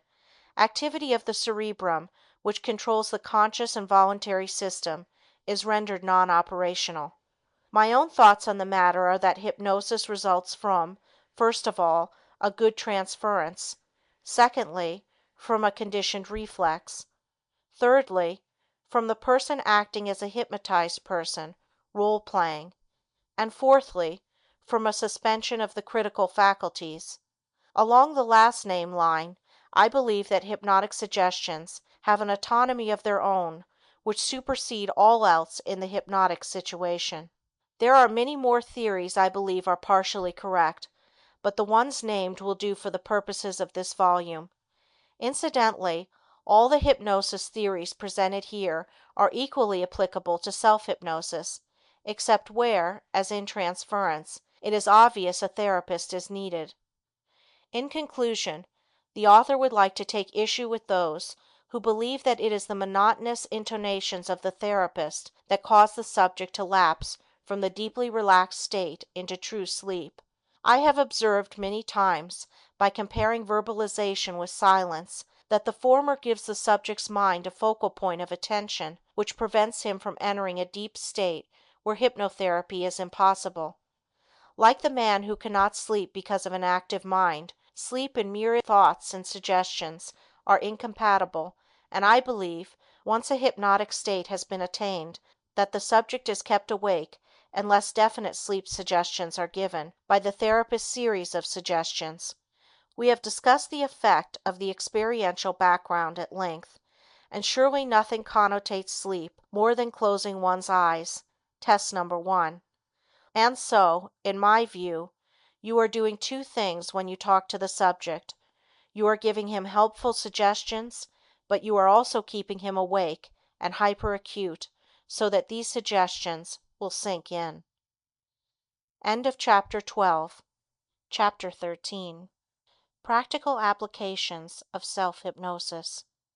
With hypnosis on the march, there is practically no limit to its uses in the field of medicine, and new applications are being discovered every day. It should not be necessary to add, however, that some of these uses should remain as they are, in the hands of professionals with years of experience in the area. One of the themes of this book has been that laymen should use hypnosis discriminately and intelligently. No responsible therapist would ever recommend masking or removing a symptom which was indicative of organic disease. For that reason, the practical uses of self-hypnosis will be limited to measures that can be taken safely by the layman. The only possible exception to this will be instruction on how to curb obesity, but even here it is suggested that a physician be consulted before embarking on a weight-reducing program. The foremost use of hypnosis has been for relaxation, and it becomes more and more important as world tensions, anxiety and strain increase daily and millions seek vainly to get away from it all. Inasmuch as all methods of hypnosis discussed in this book utilized relaxation as the first step, it should not be necessary to go over this material. Simply review the many induction techniques. Lung cancer has become a very real threat to many people today, and the professional hypnotist is besieged with men and women who wish to curtail or quit smoking. This is easier said than done, because smoking, although there are no physical withdrawal symptoms when one stops, is a strong conditioned reflex, and cannot, except in rare instances, be accomplished by the will alone. The best way to stop smoking is to make it an impossibility, and that is exactly what you do when you follow the method touched on in an earlier chapter. All of us have tasted or smelled certain foods or medicines that nauseate us. The subject who wishes to quit smoking is asked to conjure up the vision and the actual taste and smell of the substances which upset his stomach and offend his nostrils, transferring its properties to cigarettes. This, of course, must be done under hypnosis. The subject then conditions himself in the following manner. 1. This cigarette tastes and smells just like mention name of repugnant substance. 2. It is the most vile and repugnant taste I have ever encountered, and I shall not be able to continue after the third puff. At the third puff, I will develop a paroxysm of coughing. 3. I cannot smoke the cigarette any longer, and I will have to put it out. This sounds like a simple procedure, and yet it has worked for thousands. Some switch to chewing gum or candy, but the cure essentially lies in substituting one conditioned reflex for another. This is comparatively easy with hypnosis because, unlike narcotics, barbiturates, or alcohol, smoking is purely a psychological addiction. There is no need for tapering off. Stopping drinking, unlike smoking, doesn't involve merely the creation of physical aversion to the drug. The patient's entire personality should be changed, and more mature viewpoints substituted for the unrealistic and infantile viewpoints which led to the addiction in the first place. The subject should give himself suggestions that he will be able to face up to the problems of everyday life without recourse to the crutch of alcohol. It is a well-known fact that nothing is as bad as we think it is going to be once we confront it. One of the strange aspects of drinking is that it is actually a form of self-hypnosis, and the cure lies in substituting a new viewpoint for the old. This fact can be demonstrated by the fact that drinking is begun in the first place so that the individual can be one of the boys, or because it is the thing to do. Those who do not drink, at least as a social lubricant, according to this code, are squares. Because of this, self-hypnosis must be directed toward reorienting one's sense of values. Sober reflection should convince anyone that the truly intelligent person does not drink to excess. Nail biting is an unsightly habit, one that may even hinder one's social acceptance. The help lies in a therapeutic approach similar to that for cigarettes. It is not hard to predict that many of those reading these pages are suffering from overweight. With 30 million Americans in this category, it has become one of the nation's chief health problems, and it is the predisposing factor in many other diseases, such as heart trouble, diabetes, hypertension, and atherosclerosis. If you are overweight, it is well to remember that, unless you are 1 in a million, you cannot blame your glands. The plain truth is that you eat too much. We know today that overeating for some is an emotional problem, stemming from feelings of rejection and insecurity. Individuals who feel unloved, whether this is truly the case or not, make up for this lack to themselves by stuffing in large quantities of food. It would even appear that these people are masochistic, making themselves even more unloved by their gross gastronomical habits. A big factor in overweight in women is raiding the refrigerator while doing their housework. Many of them do this so unconsciously that they swear they eat less than most people. There are a number of appetite-curbing drugs on the market today, but they should not be necessary for anyone who has acquired self-hypnosis. If you have learned to visualize yourself, visual imagery, in different situations, you will have no trouble in picturing yourself having a slim, attractive figure, exactly as you were when you felt you looked your best. Keep this figure ever in mind and use it along with conditioning yourself against certain fatty and starchy foods. A trick used by some hypnotherapists is to have the subject purchase a dress or suit several sizes too small, and then work toward being able to wear it. This actually has worked in many cases because it adds the element of competitiveness to the procedure. Not all people overeat because of emotional problems. Some come from families where licking the platter clean was the rule because food was scarce. Others come from rich families where overeating by the parents established a habit pattern in the children. Certain races and nationalities look on fat as a badge of wealth and prestige, and children in such an environment are likely to be deliberately overfed. Regardless of the reason for overweight, however, the use of self-hypnosis is one of the answers to the problem. Simple headaches, arthritis, neuritis, and other painful symptoms yield readily to hypnotic suggestion. If physicians have given up on the problem and placed a subject on a maintenance drug dosage for pain, Hypnosis can potentiate the drugs or even obviate them. Two of the major uses of hypnosis are in childbirth and for intractable pain of cancer or some other incurable diseases.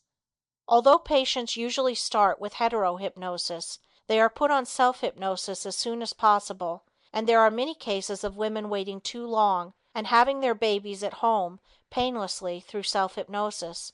The father invariably is the only one excited in such cases.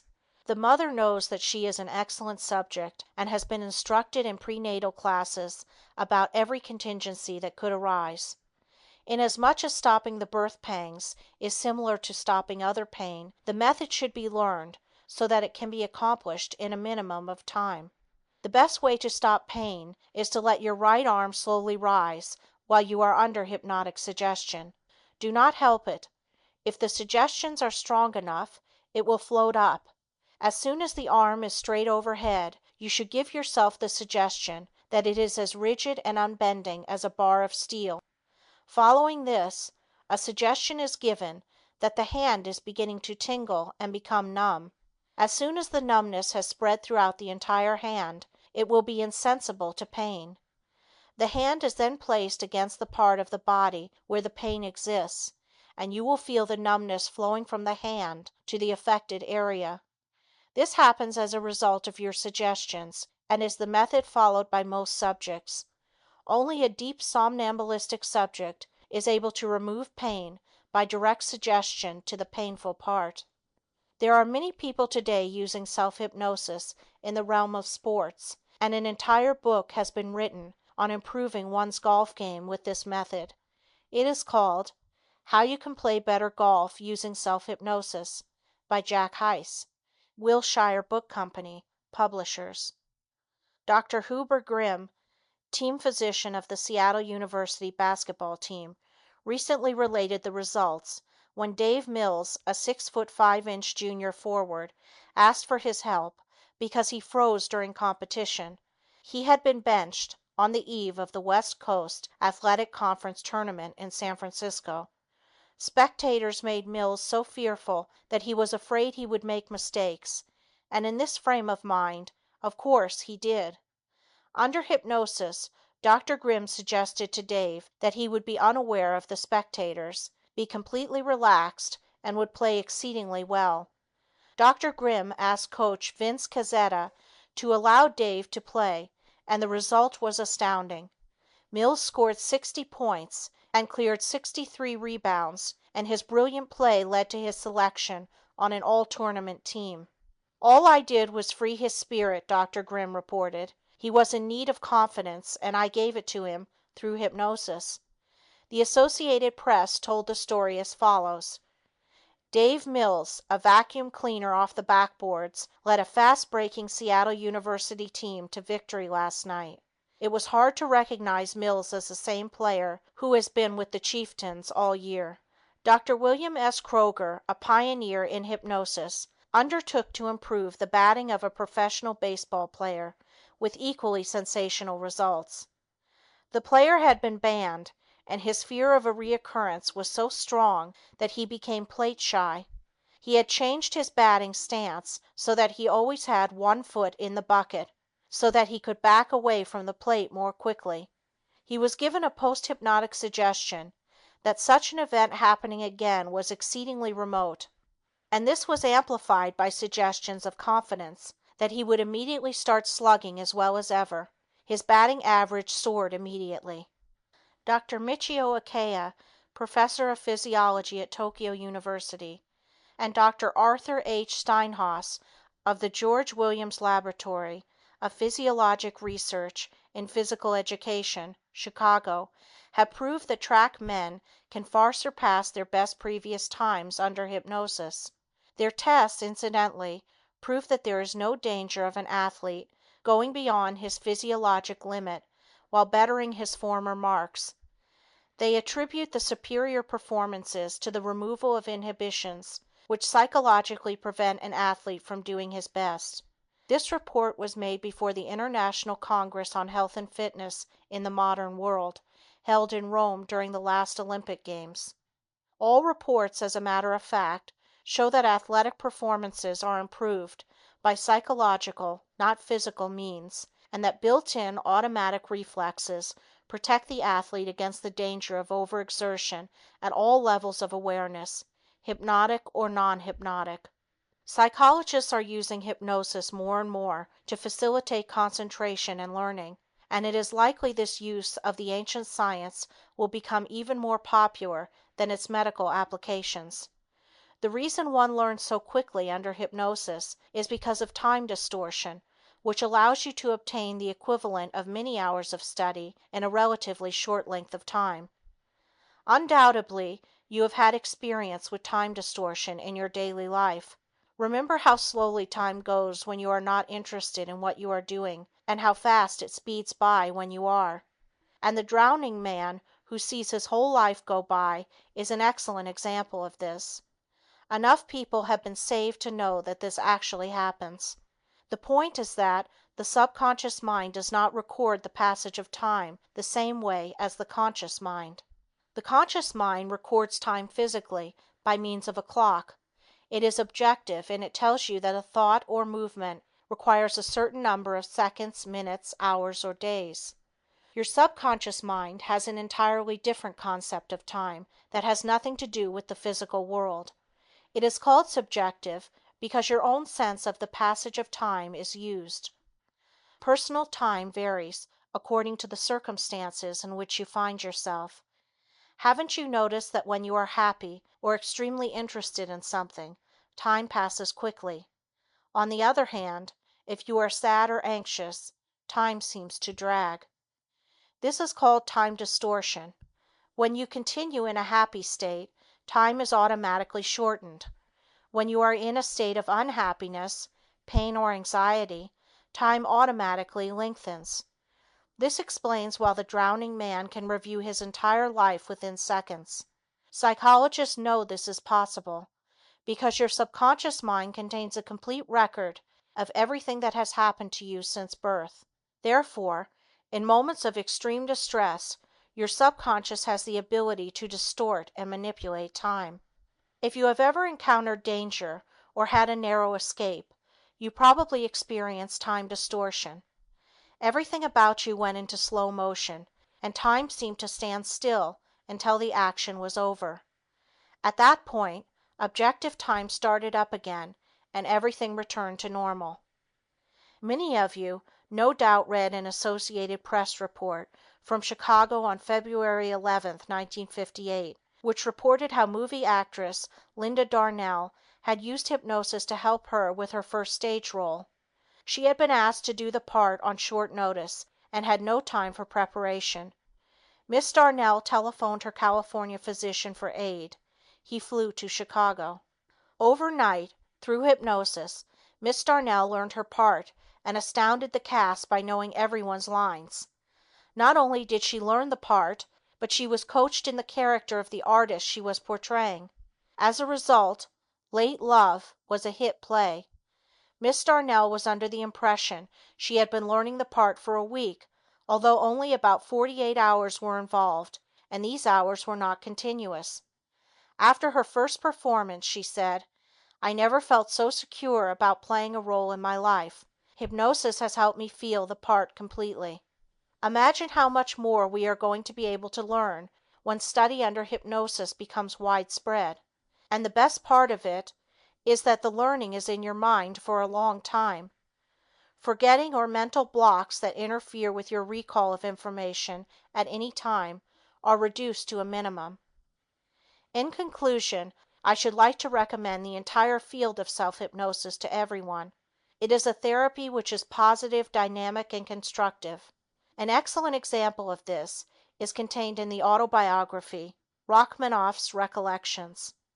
In this book, immortal Rachmaninoff describes in detail his success in overcoming a severe case of mental depression. He had stopped composing and kept to himself, seldom leaving his room. After meeting with failure, using the available therapeutic remedies available at that time, he was persuaded by his relatives, the Satins, to seek the help of a hypnotist called Dr. Dahl. With much reluctance he agreed to see Dr. Dahl, and be treated specifically with hypnosis. Rachmaninoff's own words read as follows: "Although it may sound incredible, hypnosis really helped me. Already at the beginning of the summer I began again to compose. The material grew in bulk and new musical ideas began to stir within me, far more than I needed for my concerto. I felt that Dr. Dahl's treatment had strengthened my nervous system to a miraculous degree. Out of gratitude, I dedicated my second concerto to him. As the piece had a great success in Moscow, everyone began to wonder what possible connection it could have with Dr. Dahl. The truth, however, was known to Dr. Dahl, the Satins, and myself." Does this story sound incredible? You have the word of one of the world's greatest musical composers that hypnosis alleviated his severe despondency. This is proof that the emotions of the individual can be changed by the ideas he builds up about himself. Dr. Leland E. Hincie, professor of psychiatry, Columbia University, writing in his book, The Person in the Body, W. W. Norton and Company, states: "In some persons, the fear of disease is often the only damaging evidence of disease, yet it can be so strong as to disable the person in all his daily activities. The entire field of psychosomatic medicine, which deals with the inner relationship between body and mind, has as one of its basic tenets that suggestion not only can cause psychological personality disorders, but many physical disorders as well. It is therefore logical to conclude that the systematic use of positive mental attitudes in an organized progressive self-improvement program can be a vital influence in helping you lead a healthier life, both emotionally and physically. Many people in need of help are at a loss as to where they can locate reputable hypnotherapists in their area. You may consult your family physician, county medical society, or mental hygiene society. The chairman of the psychology department at your nearest college or university would usually have this information. I maintain a file of over 4,000 doctors located all over the world who practice hypnosis and would be pleased to refer you to doctors located in your locality. The following national organizations maintain a specialized list: American Academy of Child Psychiatry, 335 South Franklin Street, Wilkes-Barre, Pennsylvania. American Academy of Psychoanalysis, 750 Park Avenue, New York 21, New York. American Group Psychotherapy Association, 2 East 103rd Street, New York 29, New York. American Psychiatric Association, 1700 18th Street, Northwest, Washington 9, D.C. American Psychological Association, 1333 16th Street, Northwest, Washington, D.C. American Speech and Hearing Association, 10801 Rockville Pike, Rockville, Maryland, 20852.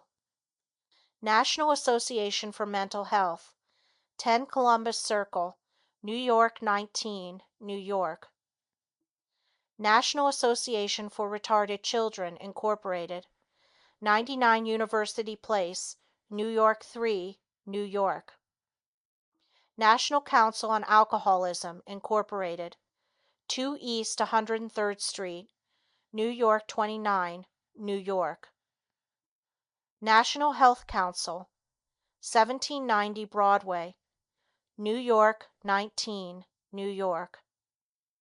National Institute of Mental Health, U.S. Public Health Service, Bethesda 14, Maryland. Veterans Administration, Psychiatry and Neurology Service, Department of Medicine. End of chapter 13. Recording by Andrea Fiore. End of A Practical Guide to Self-Hypnosis by Melvin Powers.